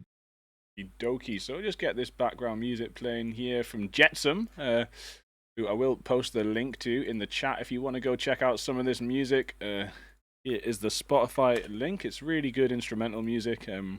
And maybe you can get in contact for permission to use in your videos, because a little known fact, as you see these smaller players editing together their cuts, they're using quite mainstream music, and if you ever make it big, you can't actually monetize that video if you've used a mainstream track. You need permission from someone to use their song, so it's sometimes worth finding an artist, just chucking them a tenner or 20 bob and monetizing that video yourself. Anyway, here we go. This is the end of the SF squad wipe of Unicorns of Love in Ruins. Yeah, Unicorns of Love here had a really bad second game in Ruins versus the side of Scrim Farm. Scrim Farm had with Linare also on the top side, just surrounding the side of Unicorns of Love. They did find one knock against them early on, but it's just so well played here, taking them down, choking in between two different locations here, and Lina making the work there.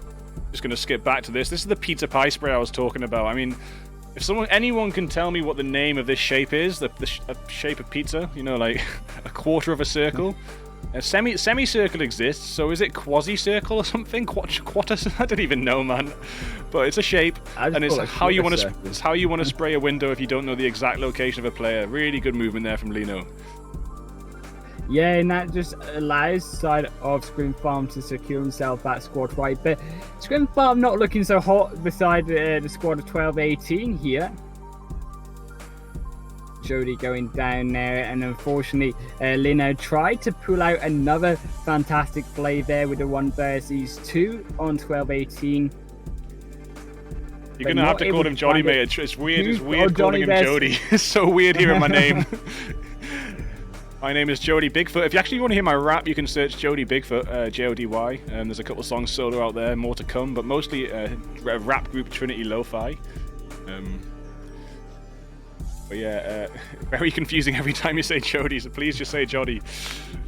I will actually check with Jody how to pronounce it, because I've got contact there. I'll check the pronunciation.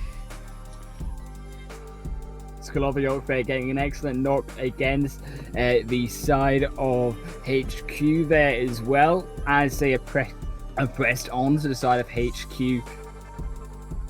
Didn't unfortunately have the players there, they went down to 1, and when you go down to those 1 players with obviously the future Pinanas, we know how just fast these teams got wiped out, not having the numbers there to move outside of that choke point later in that game really cost the side of HQ. We also see the side of Team CH struggling to Umbra there as they also fall down there. Holes doing work with the rest of their squad, using the height advantage and the layers of this hill there just to choke the side of CH down, not allowing them to come up that hill as 1 squad, forcing them to split there and then taking them out in 2 separate teams themselves. Breaksofroy says 12-18 won the map because of kill points anyway. It's quite a semantic argument though, because first place wins the map and kill points add to your total score, which may win the scrim or the tournament.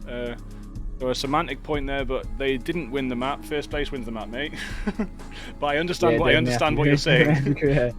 Yeah, I mean you can have 20 kills and basically get the equivalent of a chicken dinner, but if you don't win in first place, you're not going to double that to 40. You're not going to get that real chicken dinner. Yeah, so don't take away from chicken dinner players by saying because they had lower points they didn't win. They won, all right, and that's the PUBG is about the chicken dinner. It is the holy grail. Is the pinnacle point of the game. Each game's about that chicken, but the night is about the total points or the tournament if it's a more than 4-game event like PMCO, MWL that's going on right now. Yeah, no, really spicy amount of competitions going on. Of course, we do scrim ourselves, Bigfoot, a number of times a week for you guys. We do, 5-6 days right now of streams? Yeah, it's crazy. I am considering cutting it down for the latter half of July, mate. We'll talk about that later. But just going to chill out a bit, trying to keep the energy up. Just finding myself lag a little bit doing so many nights a week, and maybe going to pad out my streaming with a little bit of gameplay on PUBG when I can afford my new sound card, and also a little bit of gameplay on PUBG. Definitely want to keep that standard high, eh? So I just want to keep my energy for this high. 12-18 here, just being choked out by the side of Red Reserve into his zone. Nuggets here with the miscalculation on when to use that med kit, not realizing just how fast, as we say, this phase 5 zone will just eat up players. Back to the first game here on our angle. Let's just check in slow motion how many milliseconds were in that, because I'm pretty sure it was possibly one of those 0.1 millisecond situations. 1.1. Nope, they technically got it in. They literally, the 0.0. That med kit was in. Wow, that was actually less. Just didn't mean to do that. It's less than 0.1 seconds. It was 0.0. Absolute nightmare. I wonder what would have happened had that not been a little millisecond lag there. I think they would have still probably gone down, and they still would have had to poke their head around Red Reserve. I think it was just about trying to delay, kind of give himself a little bit more option rather than being choked out of the red zone. But they wouldn't have been able to pop a second med kit off. They would have had to then fight against the Red Reserve, which I think wouldn't have gone so pretty. So we're just heading back through Erangel clips now while we wait for the next game to start. This is when Scrim Farm couldn't quite make it against the BFS pressure, the constant BFS pressure. Yeah, BFS, they were just so tactical about how to eliminate the side of Scrim Farm in that first game. As I say, once again, taking T-Quest out of the equation, pushing him away back north of across the bridge from that Southern Ireland, and then deciding to take down the side of Scrim Farm. We see with a barely a minimum of health there, Umbra there, or should I say actually Team 12, my apologies, will be relaxed. They're barely taking out the side of XM. Just got a request to do a birthday shout out for someone in the next game we're doing in the Death Race after this. It's the Sons of Odin Death Race, so I'm going to write a quick rap for them, a little birthday rap there when I get a chance. Well, let's hear it. I can't wait. Oh, you're going to... Yeah, you've never heard me rap, have you, mate, live? You might have heard a couple of bits in some of the breaks. I used to use my own music in the breaks, but I just felt that this instrumental music fit a lot better than my weird niche rap. I'll be interested to see your rapping. It's basically get like a live show here going on. Yeah, man, we'll do it for the memes. Excellent nade there on 12-18. Oh, talking of memes. Should I dig it up quickly? Oh, let's dig it up. Let's dig it up. We got one. Oh my god! I can't show you that one. I'm gonna have to. I can't. Yeah, I'll send that to you privately. I can't put that on my stream. Okay, let's not show. Let's not show what you're about to send. Can we make this bigger? I'm gonna have to just take your webcam a second. Wait there. Okay, here we go. Take it off anyways. We're about 1 minute anyways from the game, so we can show you this meme to take us into Miramar. So, someone maybe glitched out a little bit on landing in the other game. Let's go. Oh, yeah, he's leaning. Oh, the pose. He's leaning. Danny. Danny's leaning. Let's go, Danny. Can he lean to the other side? Left shoulder lean coming from Danny. I just can't believe the gameplay. Let's go. Oh, yeah, he's leaning. He's leaning. Exactly. Danny's leaning. How you pass the shoulder. Can he lean to the other side? OP stuff there from Danny. Your commentary on that, mate. Pick up. All right. Oh man, I mean, if I do see such a shoulder lean like that in a game tonight, my mind just may lose it. I mean, I want to see the dab now. I've seen the shoulder lean. A right shoulder lean is what I'm looking for. I'm looking for the dab. Either one.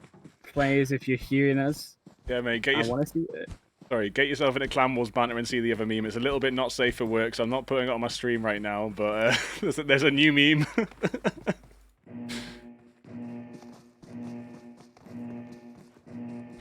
Check that out myself. I'll do that after this stream.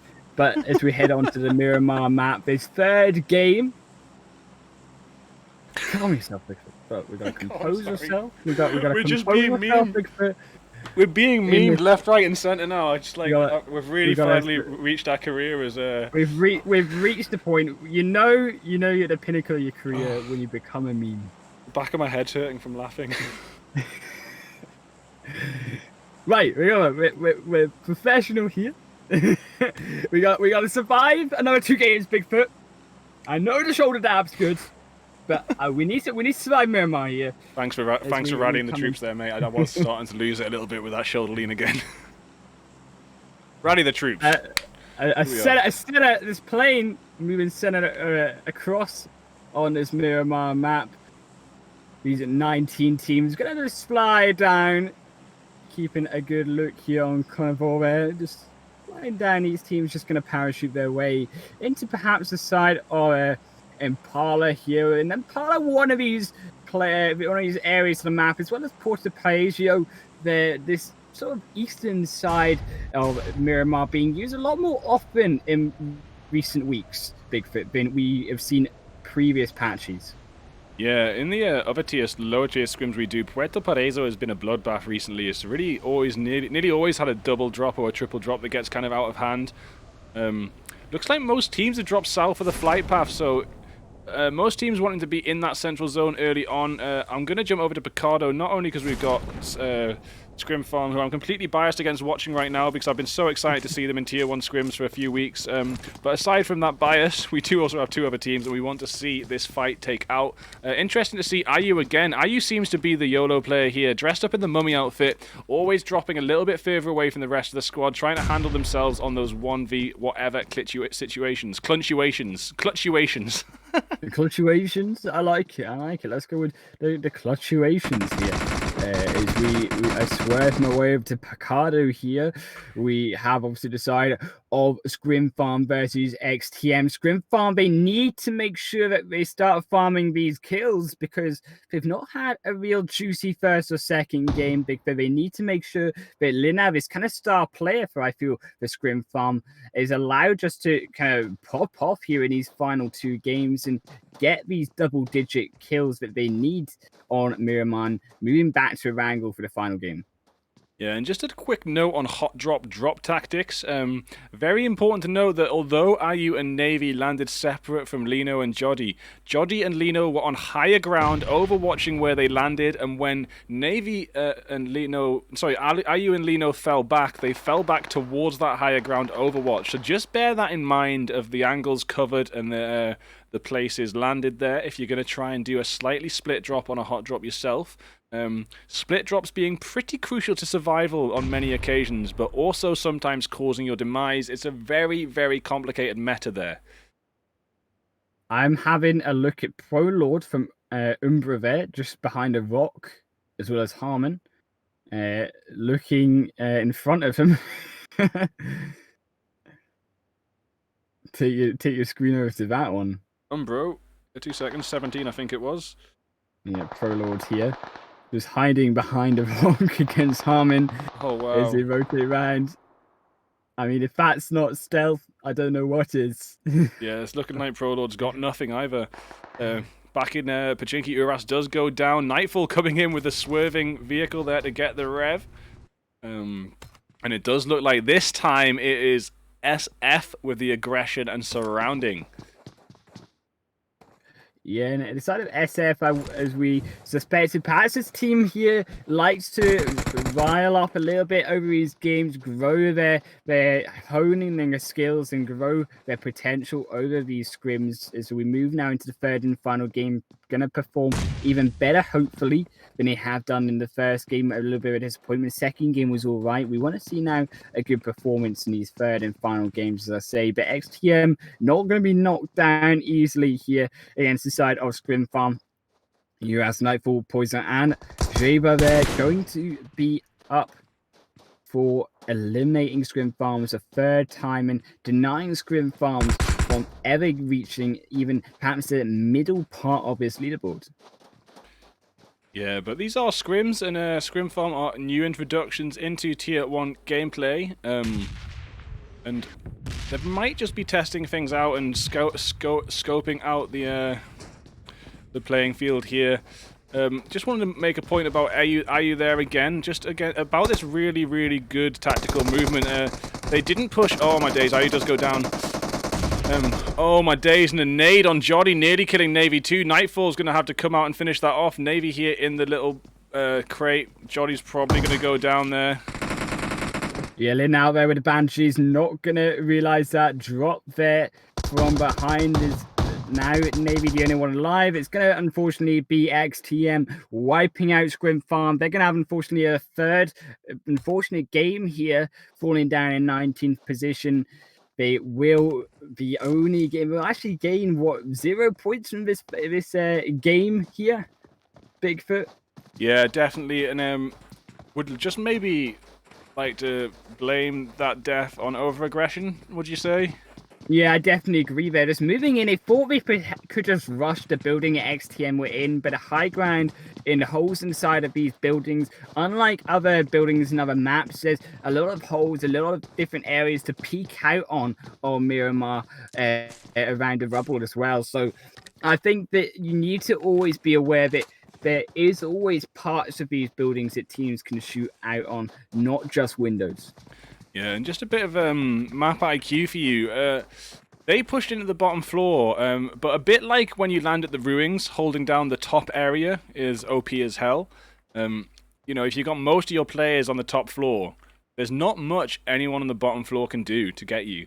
So, imagining the casino there is somewhat like the ruins. I'd like to suggest in that situation, you consider climbing up on the rooftops adjacent to the casino and using the route around. I'm pretty sure, I'm like 90% sure you can get up there. I know you can get across there from the top. I'm 90% sure you can get up to the top of that. Climbing up to the top of the casino, and then you have the whole team pinned underneath you. You've got the look down, and if they leave the building, you've got them pinned.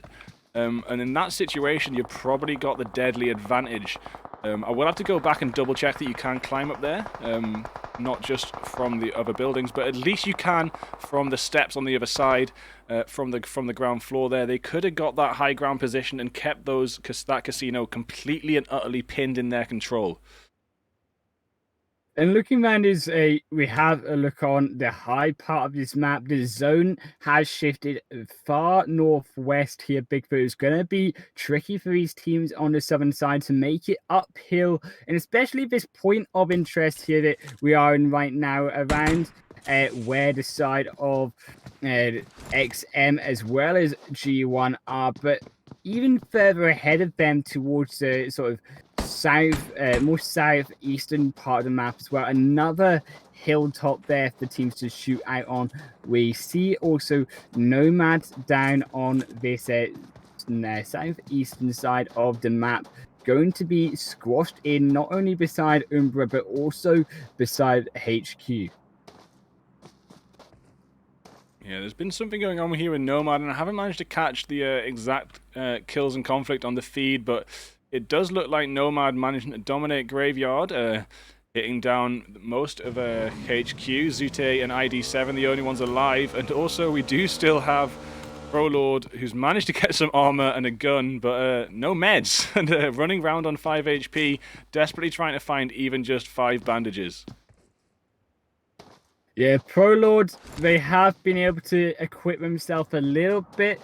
They didn't go down to the side of Unicorns of Love early on, just down to their stealth in the first couple minutes of the game. But as you say, they've still been starved for equipment here. Moving up towards now, closer to Unicorns of Love here, versus also the side of Team CH here. Team CH, another team that are going to be trying to vie for these top spots. They've not been able to find them in the first 2 games. Unicorns of Love equally going to try and be making sure they don't fall down too early on here, being that first squad wiped out in the second game. Team CH here, the high ground on Unicorns of Love. San Martin is an interesting spot with an interesting meta here. This high ground above San Martin does provide for some interesting situations. I have seen teams camp here. In my early days of casting, I saw a hilarious squad wipe here where, again, a low-tier gameplay mistake driving around in one vehicle. And another squad was all up here, prone. They wiped out that vehicle, and the boxes were in a perfect square in the middle of the road. It was such a good little screenshot. Yeah, do not want to be putting yourself vulnerable in one vehicle unless you are absolutely sure there are no teams around you. Unicorns of Love, as I said earlier on, this second front here, and more closer towards the edge of the zone, we see around San Martin, going to be another point of contention between these southeastern teams. ProLord, as well as the side of Nomads, going to perhaps choke down and pincer side of Team CH around. Also, Unicorns of Love, that red zone going to force perhaps Nomad closer towards that hilltop. Yeah, it'd be really nice, really interesting to see ProLord get the revenge, but they're going to have to do it with a Vector and a crossbow right now. Currently only healing by boost, and it's just run out, so there's still a little way to go for that health bar for ProLord. Managing to upgrade from level 1 to level 2 armor, but still not managing to upgrade from above Vector and crossbow. Some quite low tier not the weapons. greatest two weapons to be holding going into this third game. I'm sure they'll continue to try look at these buildings, these small outskirts, for a little bit more loot as they make their way closer into zone, because a vectors and a crossbow, as you say, not going to cut it in these final zones. 12-18 there, getting knocked down by Rage IK. I think that was Akenvor, was it? Missed that on the kill feed. Which one was it in 12-18? Yeah, it was Akenvor, yeah. Yeah, side of 12-18 here, being pincered down against the blue zone, as well as T-Quest. T-Quest, one of these teams that know the positioning. They like to seem to hold out on the edge of the zone, try find kills from teams moving in closer from the blue zone into play area. We saw them try camp that bridge in game number 1, now camping 12-18 in game number 3. Keeping an eye out, though, however, also on IG towards the east of them. IG could find a couple kills onto the side of T-Quest if they do move closer around. 12-18 just really struggling right now. Nuggets trying to move closer into zone here. Does find a vehicle there vital to try escape this zone. But with 2 minutes 30 until the next zone, we are looking at 1,300 meters here for T-Quest until they can make it. 12-18 actually finding that vehicle. Bandita trying to make it away. Talika as well. Nuggets, it looks like they might actually make it here. And have they left the other team behind with no vehicles? That could be interesting. They were a little bit pinned, but they've managed to get in those cars and rotate around. Let's have a little check on T-Quest. As we said, 1,300 meters away from zone. Do they even have a vehicle right now? They do. Barry has one vehicle there, but as we say just in the past couple of moments, one vehicle going to be pretty dangerous moving into zone, because it's so easy for a squad just to wipe you out just like that as you swarm in to these play areas here, unaware of where these teams are. Right now, however, XTM versus IG just to the west side of Picardo here. Starkey already down.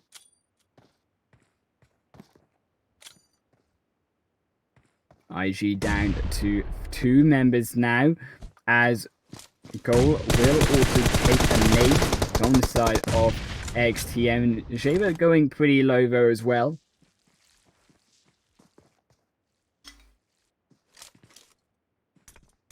XTM down to 2 players here. IG down to 2 as well. Starkey has just been revived. Make that now 3.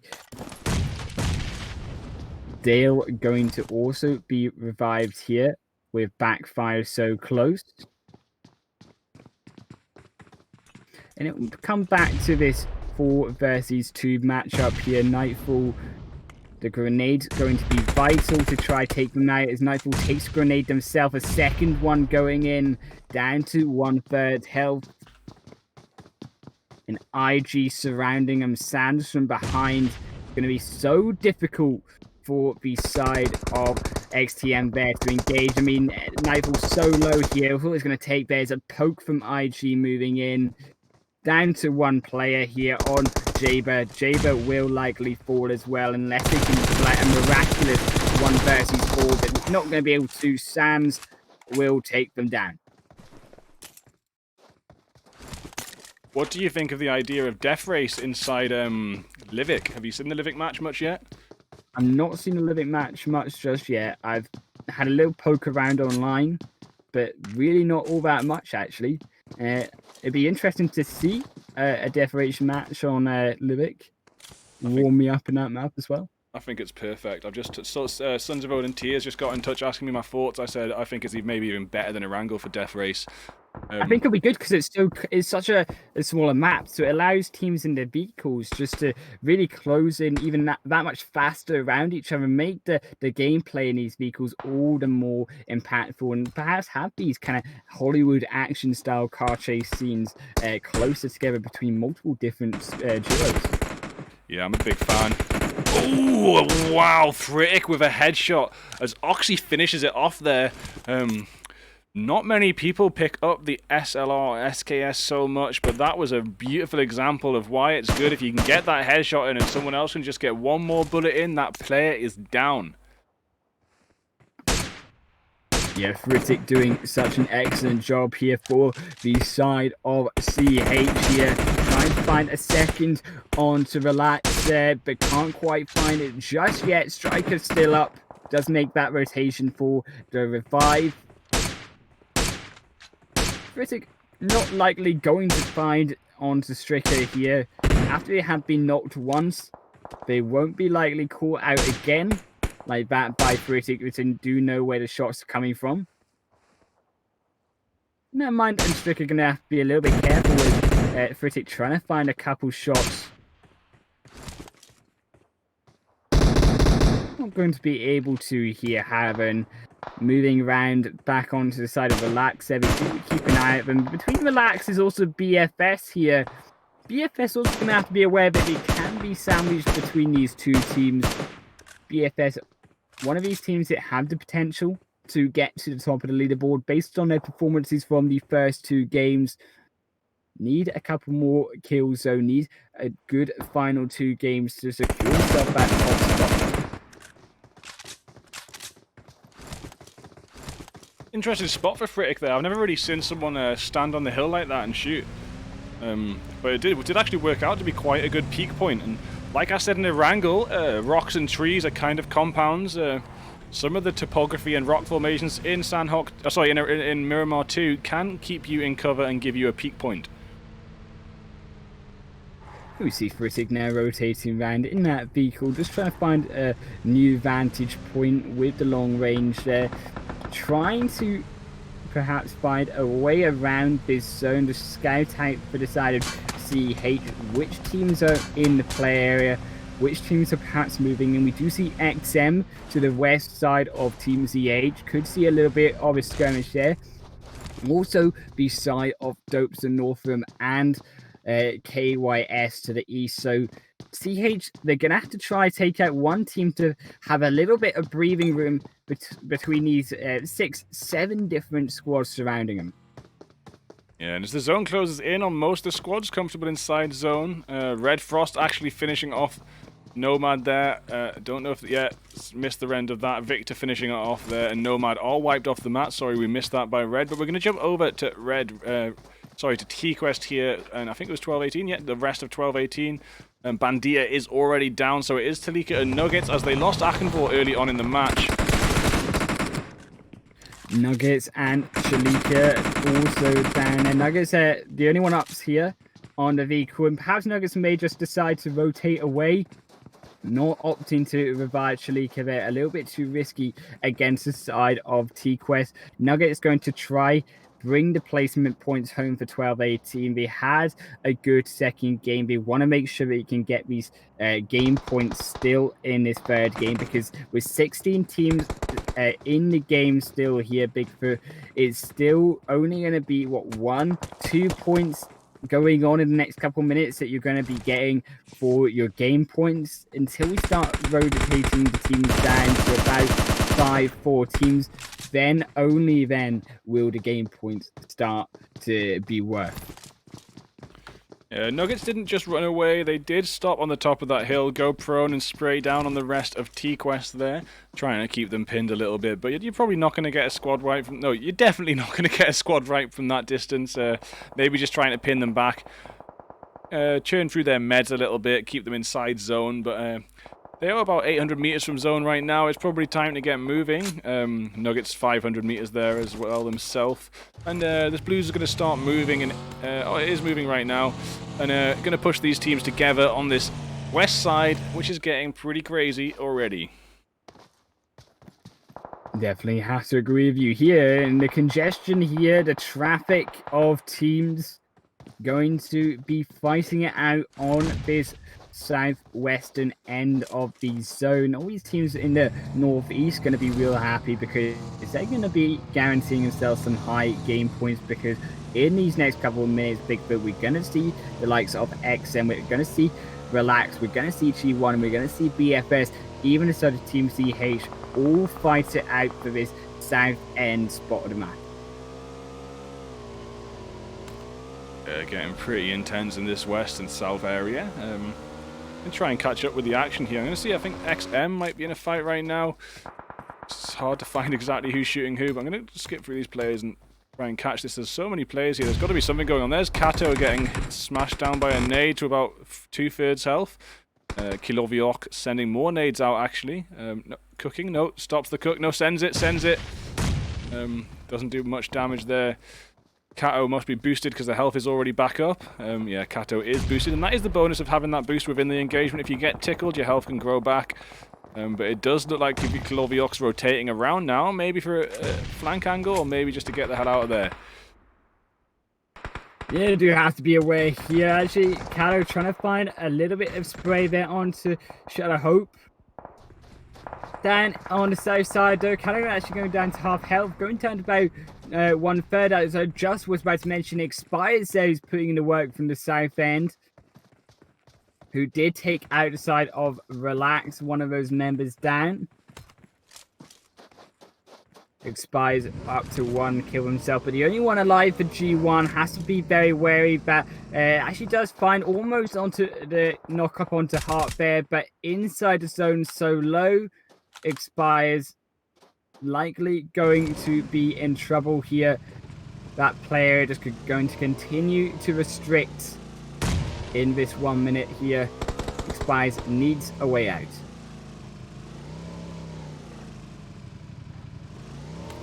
Side of HQ there as well on the map, as we can see, versus also Unicorns of Love. These final 14 teams were 23 minutes into the game, and an airdrop gonna perhaps spice things up here. Nice little repositioning the motorbike there, driving into the warehouse. Nice driving there, Zute.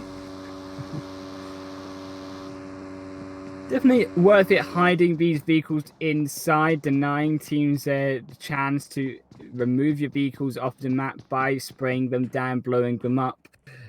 Allows you still the option to move close into zone faster with that motorbike. Unicorns of Love, though, just dead ahead. They're not going to want to move too much for the side of HQ. We're going to want to keep an eye out on the side of actually IG here on the south end. Relax, try to make their way into zone.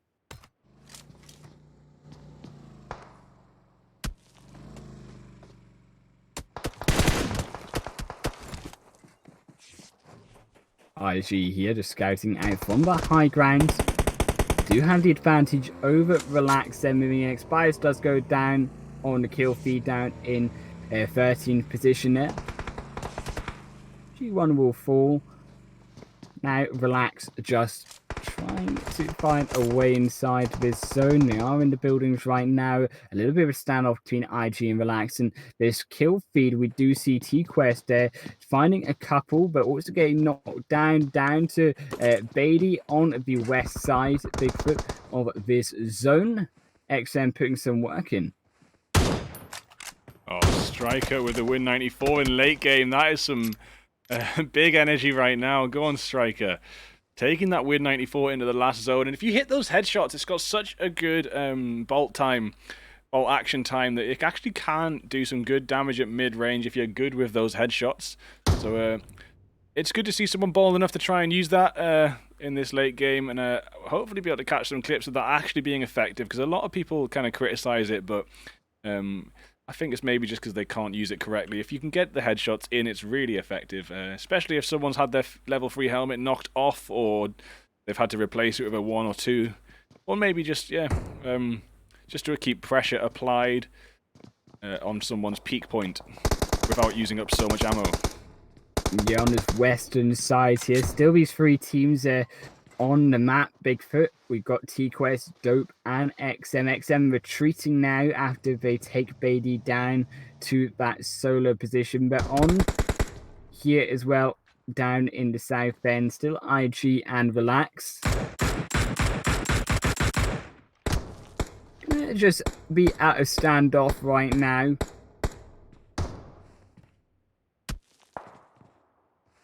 These teams gonna play it out for the top 10. And this zone shifts closer down. We're down to about 30 seconds for his zone shifts once again at the end of the phase 5. On the north end as well, we see Dope moving straight on top of the side of KYS here.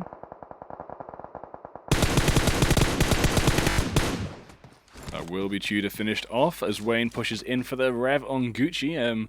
Looking at where the rest of Dope is, it does look like it's Bazzy further out of zone right now. No one else alive for Dope. Hopefully they can come in and finish off KYS or rotate around them without getting knocked out. We'll have to see how that goes with this quite nice pure white skin there. Never seen that one before. It's quite mysterious. I like it. And maybe that's a custom. Maybe that's a custom skin, pure white. You can now make your own skins. It's pretty fun. Looks like someone's utilized that, but not pushed it too far with a matte white finish. Nice design. Keeping an eye out here. Bazzy there, trying to find one on to Kaon.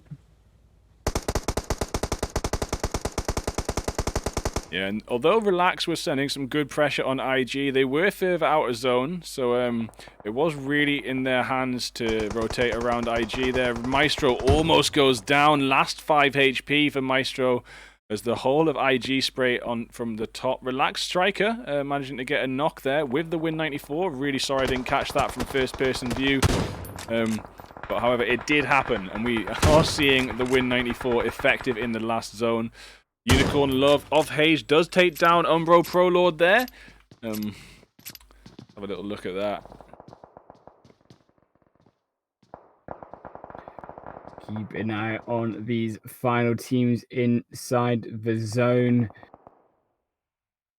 Unicorns of Love with the advantage in the positioning inside this final zone. The final 10 teams here, 40 seconds until this blue zone will close in around these teams, more notably in the north side as well. Red Reserve fighting out. They have lost Victor right now.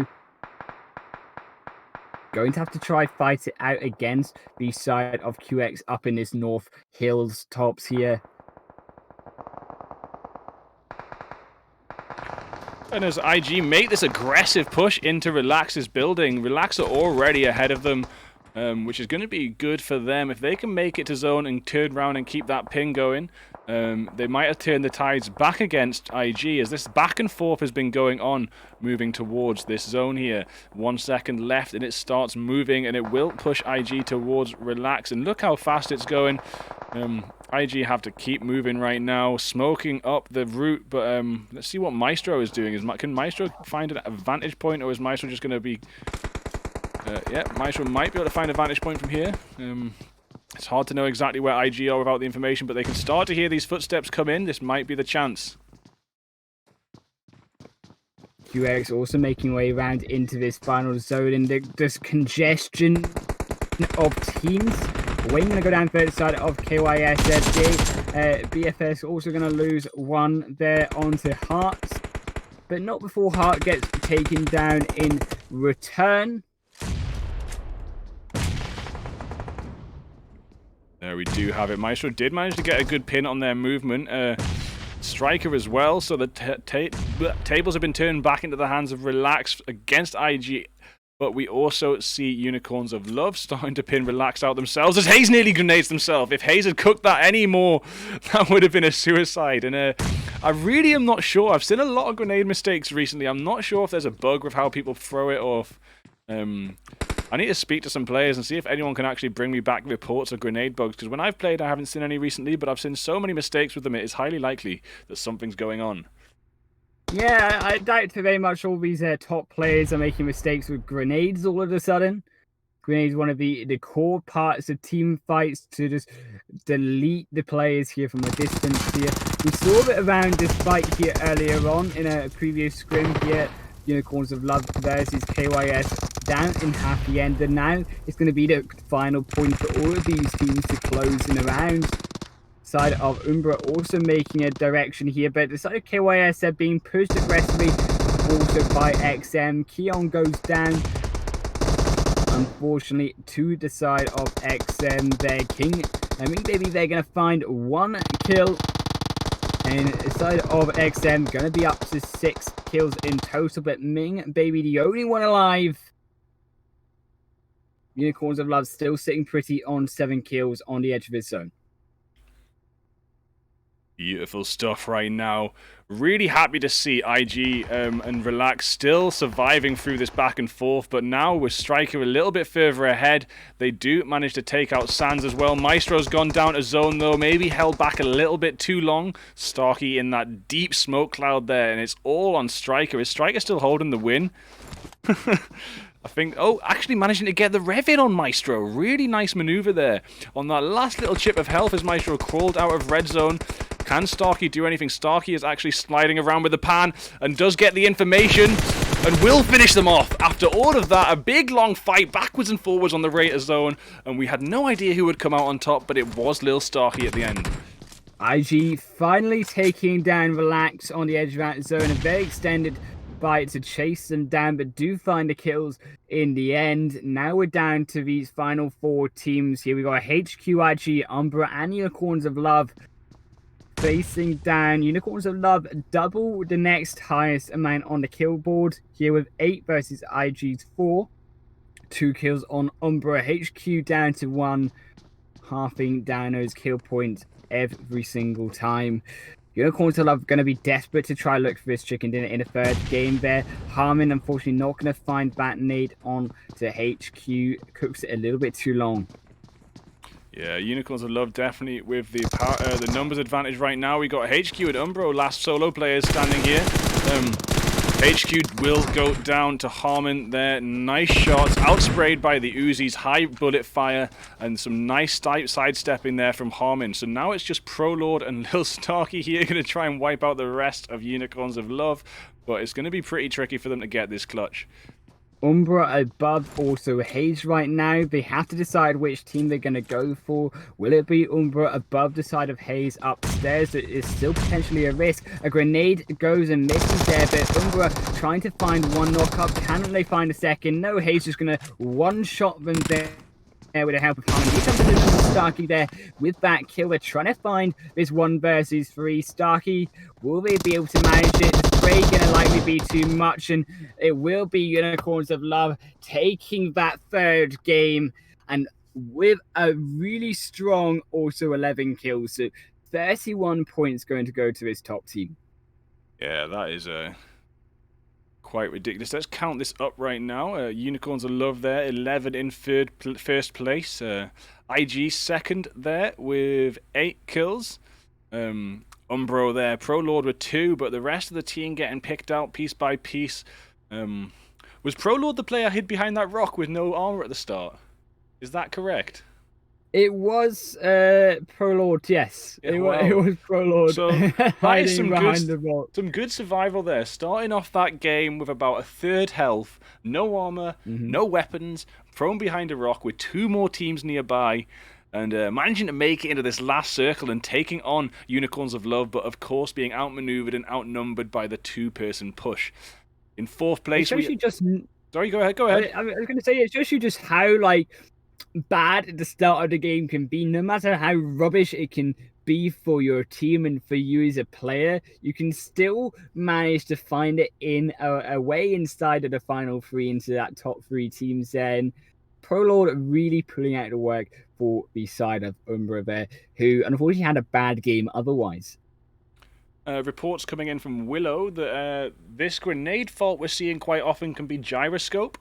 You know, a little slight tap of the hand, and I don't use full gyro.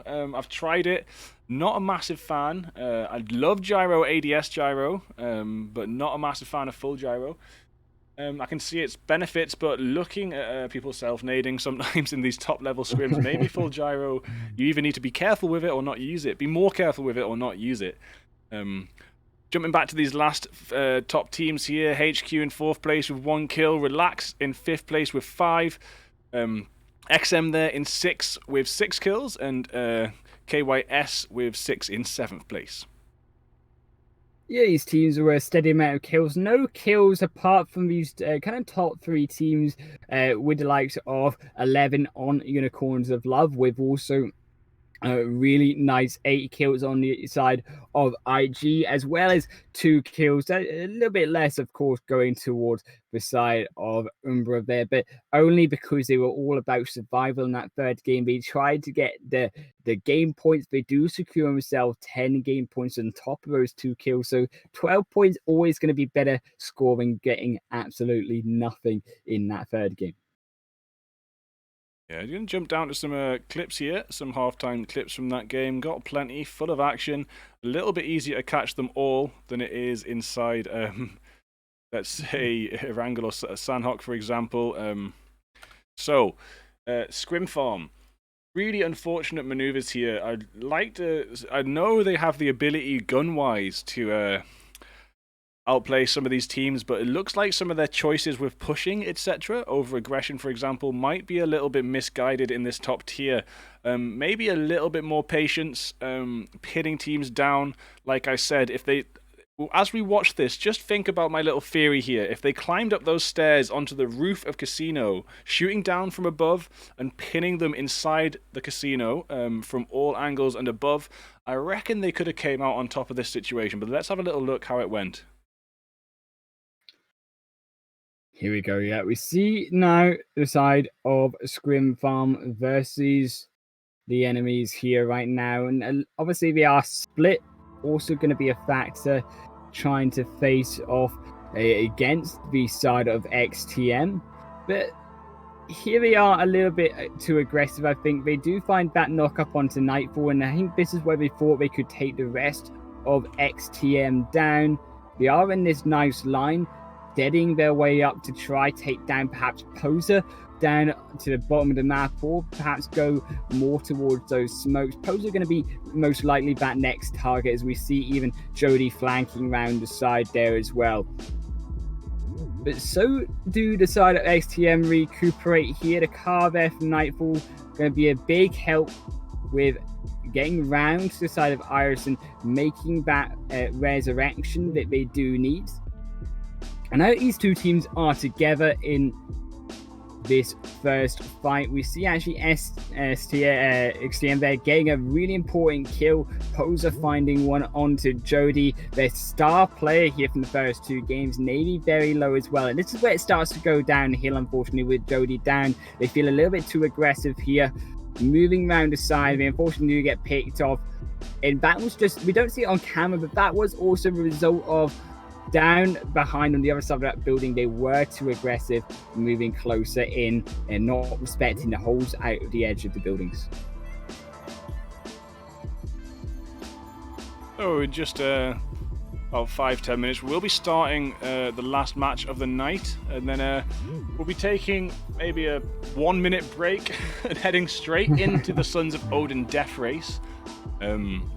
Maybe even seeing that on Livik tonight. This could be a new chapter in Death Race, a long-running event by the UK clan Sons of Odin, in which a duo must drive a car around with designated roles as driver and gunner. The driver can't actually shoot, and the gunner's not allowed to shoot outside of the car, so we see it in this sort of drive-by car versus car situation that actually came out about a year before Rage Gear. Someone asked us while we were streaming, oh, is this based on Rage Gear? No, I think Tencent might have stolen the idea of Sons of Odin. It is maybe possible, but how awesome would it be to get the Rage Gear cars into the classic matches so the cars themselves have shotguns? That would just be amazing. That would be pretty epic if I do say so myself. Looking into these matchups, we do see that the teams start to congest in that zone that we're just looking at there.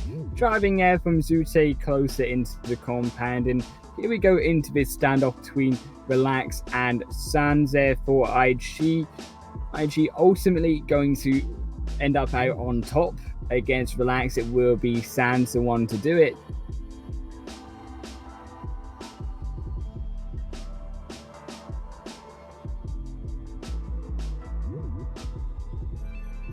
Looking around at Sans actually go down there, unfortunately, but does end up getting himself back up in the game. Relax there, struggling with that blue zone, pushing them closer into the zone there and pulling them out into uncomfortable positions. They lose one member as in that rotation there towards that blue, away from that blue zone. Striker with the excellent shot on to IG in return, however.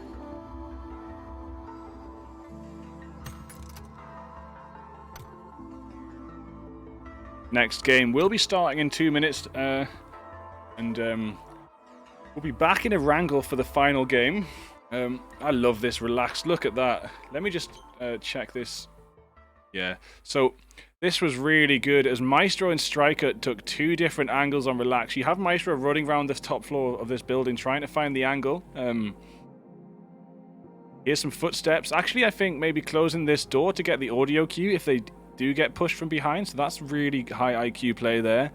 And then now peeking out does get Dale down. Meanwhile, Striker gets backfire, so that is a double knock. I don't think this nade landed correctly. And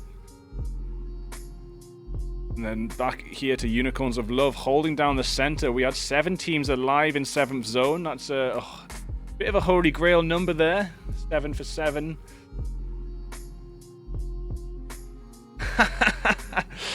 In the chat, Class is talking still about this grenade glitch I'm talking about, and Class says this is not the fault of Gyro. Come on, LMAO. Just unskilled players. Just unskilled players. Well, we've had it here first. Tier 1 scrims. Unskilled players, full of them. Yeah. I'd like to see if Class is up here in these levels. It's actually quite possible. We do have a player. Class in tonight's scrims, so... Yeah. If Class makes a mistake with a grenade now, Class, you're in trouble. Too funny. Class, grenades out in game 4, please. Yeah, Class is a fellow fan of Maxman and Jaguar X-Por. Looking through Class follow there. And yeah, don't be shy, everybody. I'm going to post this link. Make sure you go through and follow Class as well. Get these players followed and show some love and support for their own streams and their first-person perspectives. What we do here on this channel is quite different to a lot of channels. It's very focused on scrims here, where we see all the different players' footage from different angles above, cycling through the team. But if you'd like to watch a single player, try it, and you see a player you like in this scrims, go and try find their Trovo, give them a follow, and show some love. It is all about support here in the PUBG community and making sure we grow together and make the game a better game for all of us, really. And we see Starkey there, and as I say, making it better for all of us, deleting the side of Relax from the second and the third game there. So Relax not going to be happy about that one as IG eliminate them down in that final zone then. Unicorns of Love now, just with this domination in these final zones, it was the 3 members of Unicorns of Love versus the 3 solo squads there. HQ will be first to fall. Down to that Uzi spray. Your nice spray from the side of Unicorns 11. And then make their way up to Umbra there. Nice and fall out here on the side of this final zone. Making sure that Starkey doesn't make any funny plays there. Also keeping one member onto them. So I like the split there, not just being too aggressive, making their way 3 members onto ProLord and rushing it, and then allowing Starkey a way back into this game. They deny Starkey from moving while he used 2 members to take ProLord out before then taking out IG to secure himself that chicken dinner. ProLord able to find a 1, but not able to find a 2nd. Oh, it looks like we actually outrun the half time there with the amount of clips I managed to get. So it looks like I'm starting to get the hang of being on top of clipping things. Quite proud of that, if I don't say so myself. But also, it's not always about me. It can often be about what happens. Like if there's say like 5, like that 1 minute where we lost 15 players.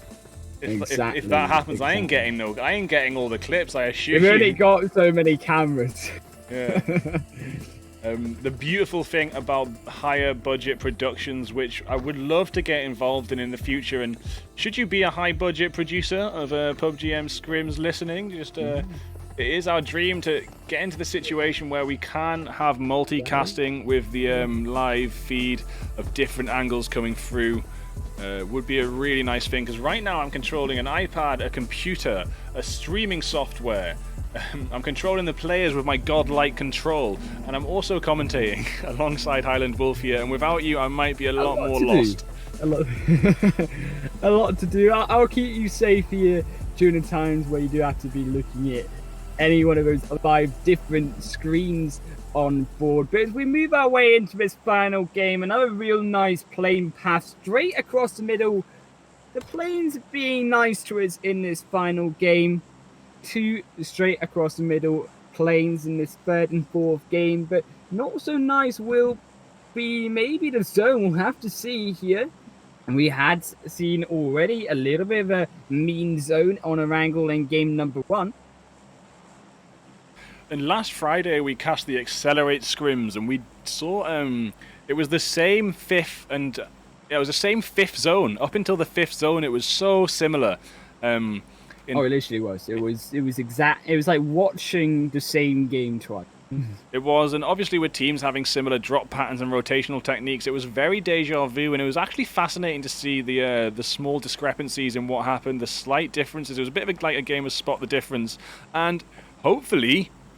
Oh, it does look like we're going to get the grudge match revenge here. I am very excited again as BFS and Scrim Farm head down to Sosnovka Island, but they're not quite going to make it to military base. So this might be a matter of who can find the spawn point. Jody already falling down on a buggy there.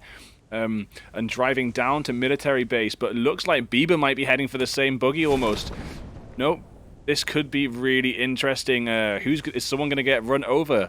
Is someone going to shotgun someone out of the buggy? Let's have a little look right now. It does look like Jody's coming to chase down Bieber. Nope, straight past. Sorry, Jody drives straight past.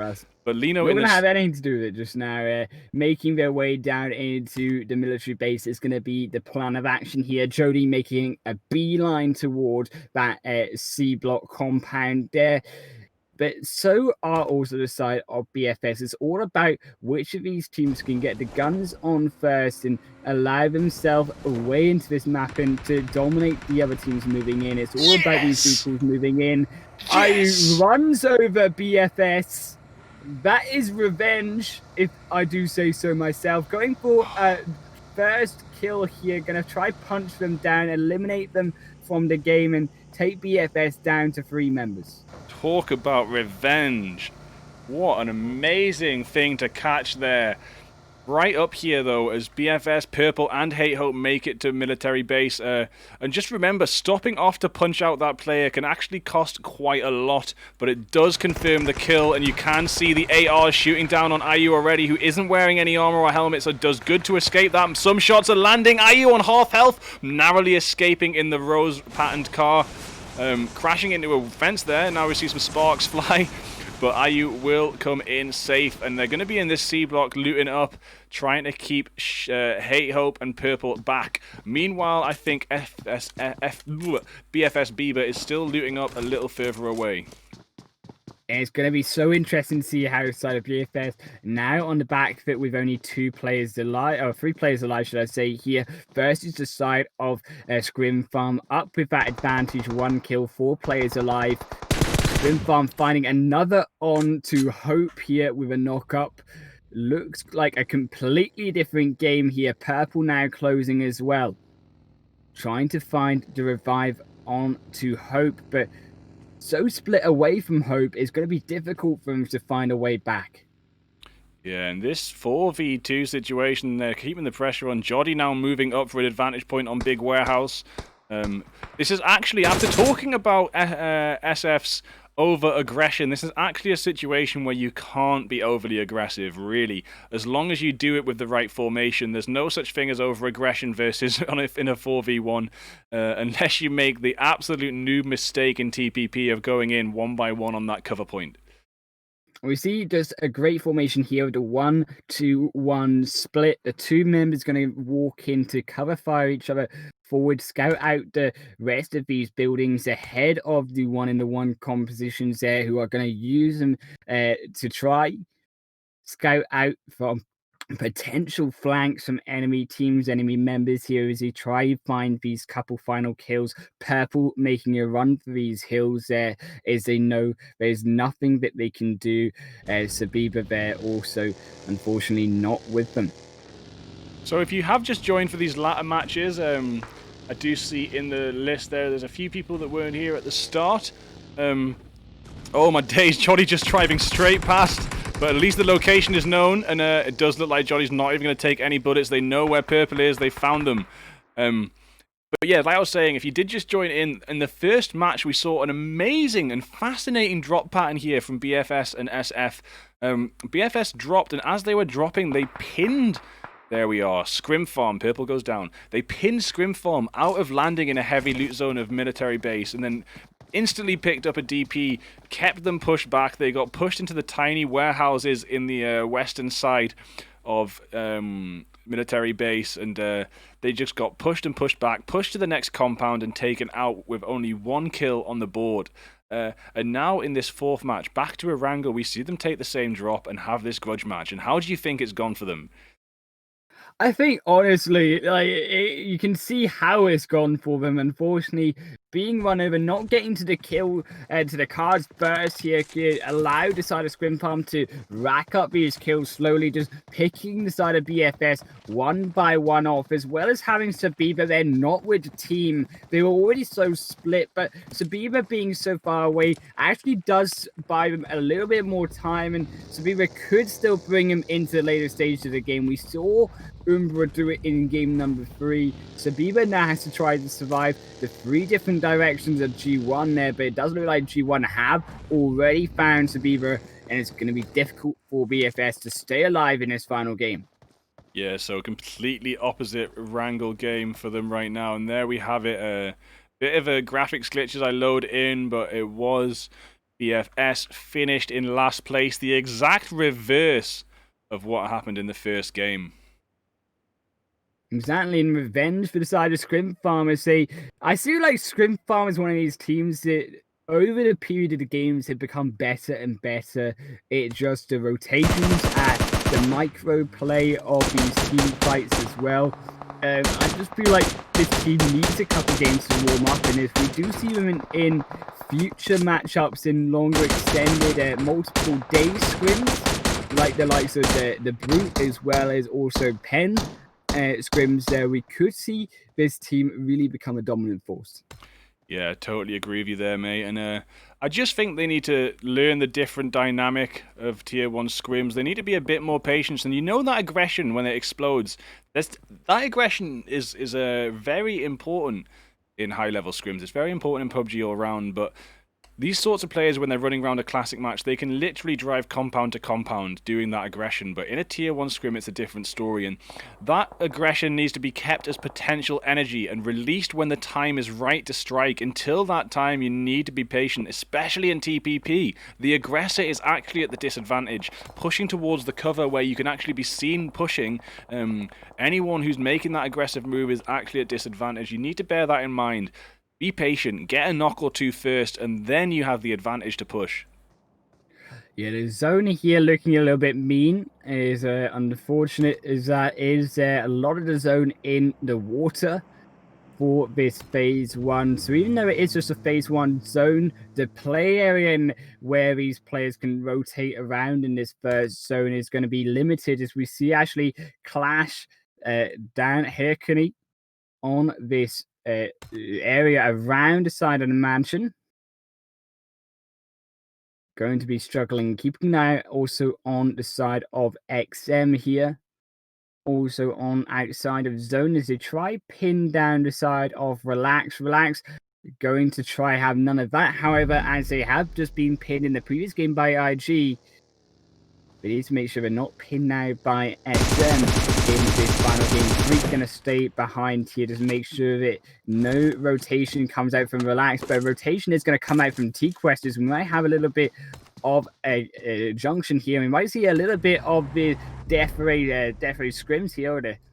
With the guys on these cars going to be vital to trying to survive this race into the blue, outside of the blue zone here, into safety, as this blue zone continues to try eat up players. T-Quest lose one as Ming Baby falls down. The gunner for T-Quest here, Rage IK barely surviving. Yeah, so it does looking around, we've got Freak knocked, we've got Lolig 99 knocked. T-Quest, Basota, and Baby up there on the hill. The zone is still only zone 1, not doing too much damage right now, but not ideal to get stuck in a fight at the zone in any point of the game. Art did get almost killed, but I managed to make it inside this little shack here and get a med kit in as the rest of one T-Quest, Ragic managed to escape. Now Ragic came back to heal Lolik 99. Quite a lot of action going on here and crossed wires and the mission to get to zone inside vehicles.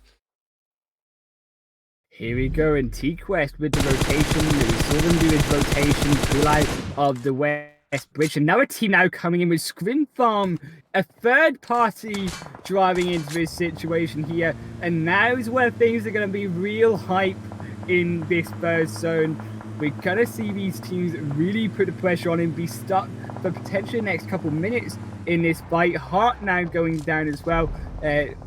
And now also Ming Baby in trouble here, also going to fall down, leaving only Katu, the only one alive for XM in this first phase zone. Relax also coming from behind, and these 4 different teams really just at crossroads here on this bridge. And interesting to see Scrimfarm actually pull up and steal a kill there. IU in the ever stylish Bape UAS. Quite a rare piece of kit. It's actually one of the only skins I wish I had was the Bape stuff. A little bit jealous of anyone that's holding right now. And where's the plug at? Let me know where that plug is for that Bape gear. I don't know if it's even available anymore. Definitely missed it. I wasn't loaded when it came out. I think I distinctly remember being in poverty at that time. Playing PUBG all day, every day with no money. And just wishing I could afford to get the Bape stuff. But yeah, really nice style there, and definitely an interesting idea to pull up and try and get more kills. And look at this, Jody! Oh my days, Jody, what are you doing? Who does this? Who pushes into zone to get kills? Scrimfarm do.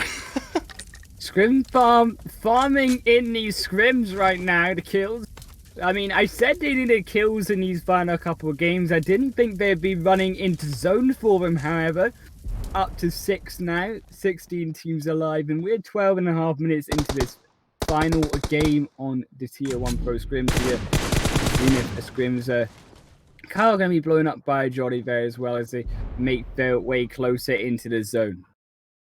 Yeah, and you might have heard, if you were here since the start, you might have heard my excitement when I saw that SF were in this match. Definitely disappointed in a couple of games, but we're starting to see them get the knack of it, and I might just have I might just see if they want a little bit of advice. Just I do know Joddy a little bit from watching the TDM matches, and just suggest they calm down a little bit, because with a little bit of added patience, you have to bring that patience into Tier 1. You can't take your classic match aggression into Tier 1. No matter how good you are in classic, you could be conqueror, you could be top 100. But there is some aggression in classic that has to be reserved in a scrim setting. As you head towards that top 3 target every game. That has to be your aim in every single game, top 3, if not the chicken itself. Yeah, and the chance of that happening is so low, and it all comes down to raising that chance by the actions you make moving around the earlier parts of the games as you approach your final zone, with your rotations on the macro side of the game, being aware of how the zone shift appears in the game, where you need to be rotating to, the kill feed as well, making sure you know which teams are fighting, perhaps where if you do come up against enemy players there, and also making sure that in the team fights your positioning is down on point and going at the team fights with some sort of plan of action, not just running in ahead first, as you say, with the aggression of the casual matches. Yeah, that's what happened in inside oh god, why is that name disappeared from my head right now? Picardo. I was trying to say Podvosto. It's what happened in Picardo in Miramar, and they just pushed that building like it was a classic, and it didn't quite work out for them. Holding back on the corners, or like I said, pushing up to the top, which also works, like high ground works as the TPP corner too, don't forget that. And it doesn't have to be a corner of a building to take advantage of that TPP. You can just be above them on a cliff, above the building, etc. And I really do believe had they gone on top of that casino, the entire Miramar match might have been in their hands. Yeah, we do see down in the center of this zone here as it closes in once more. Bigfoot on this map right now, and closes in around the side of Shelter, so we could see a Shelter end game here. Been a while since we saw one on the Scrims Bigfoot, but does look like G1 control that area of the map in the center of the zone. They have just picked up that loot crate as well, so we're going to be looking comfortable on the loot side of things. But still 16 teams alive. G1, as I say that, do lose one member. Where's the knockdown? That's just with the side of 12-18 now pushing in here, trying to take control of this compound. Paul's instantly smashing down that vehicle so it can't deal them any damage. Let's have a little look at the teams around right now. It's they managed Umbro managed to make it to one of the central warehouses. Nice, good spot. Lucky that no one was camping it already inside, but Halls did do the scout and didn't get blown up on arrival, so it's pretty safe.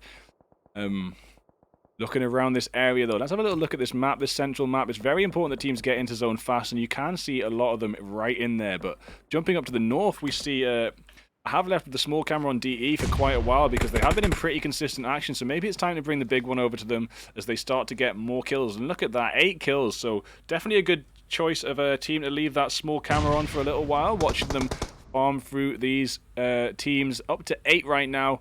Have a little look at this master scoreboard. SFE on 6, second highest at the moment.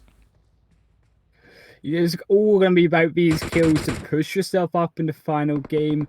G1 trying to also pin down the side of TCH right now, who are trying to make their way into zone as well, down onto that Shelter from the south side. But 12-18 slowly have pulled up with the aggression onto G1, eliminated 2 of the members so far. Wes and Evo Station both down. It might just be a decision here as we see Expires doing so for decided G1 to move into this Shelter and just give up their positioning onto 12-18 up above. Yeah, lots of teams made it to that central zone. We could see a hard shift mess with them. SF looking like they're actually calming down a little bit right now, taking it compound to compound. And I do think you've really got to be aware of the teams you're playing with and checking back on the streams of the matches and just seeing what the common action is for pushing the zone. There's straight to the middle, there's edging, and if the majority are zoning to the middle, your survival technique should be edging, and if the majority are edging, your survival technique should be heading straight to the zone. It's kind of like rock paper scissors sort of action. You can another version is circling in like rotation around aggressively compound to compound. But that's maybe the scissors technique, and it's a little bit more aggressive and raises your chances of going out, but it definitely does raise your chances of getting high kill count. Yeah, I would like to see if 12-18 do seem to be a bit more aggressive in the future in these next couple of minutes onto Shelter. Shelter's all going to be on the edge of his zone, but now the advantage comes over to the side of Scrim Farm on this hilltop here.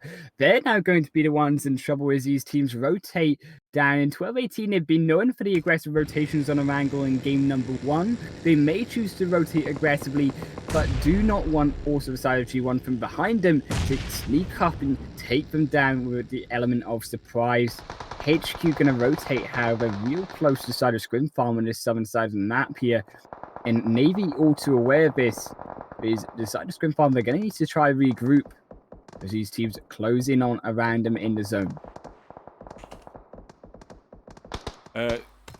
Missed the live commentary on the zone pop there, but it really did pop in favor of Scrim Farm. If they can handle this situation, they're already in a position to see a lot of the map as these teams move around. It does look like they've already knocked the wheels out of their vehicles and blown them up for extra cover. And we will see as these teams rotate around Scrim Farm how much they can actually farm this Scrim right now. Well, hopefully they do manage to do it for their sakes, because they definitely need the kills after a slightly disappointing first and second games. DE, however, this squad, their Dream Eaters are just going to move closer around these teams rotating down into the zone, try to farm a couple kills up themselves. They're up to a whopping double digits, 11 kills right now. They seem to be on top of every other team in terms of the kill count in this final game, and looking to raise that further. These teams just holding off a little bit for one team to make a move and make that fight and that engagement.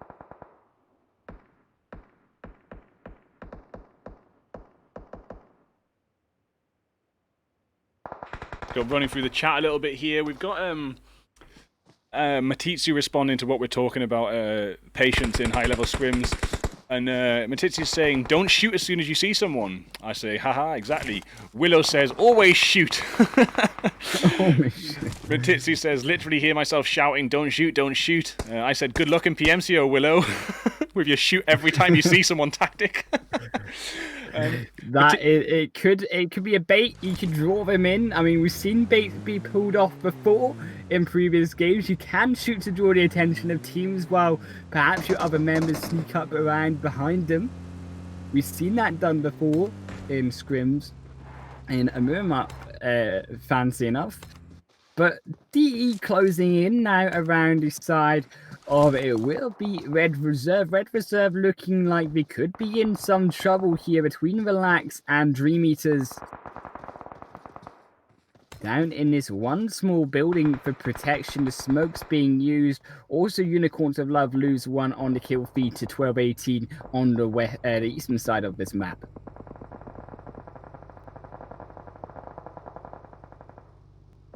Yeah, and another thing Matitsu added was going back to military base when Jolly was driving around with the buggy. It wasn't a good idea to shoot because Jolly did actually drive past that BFS player without seeing them.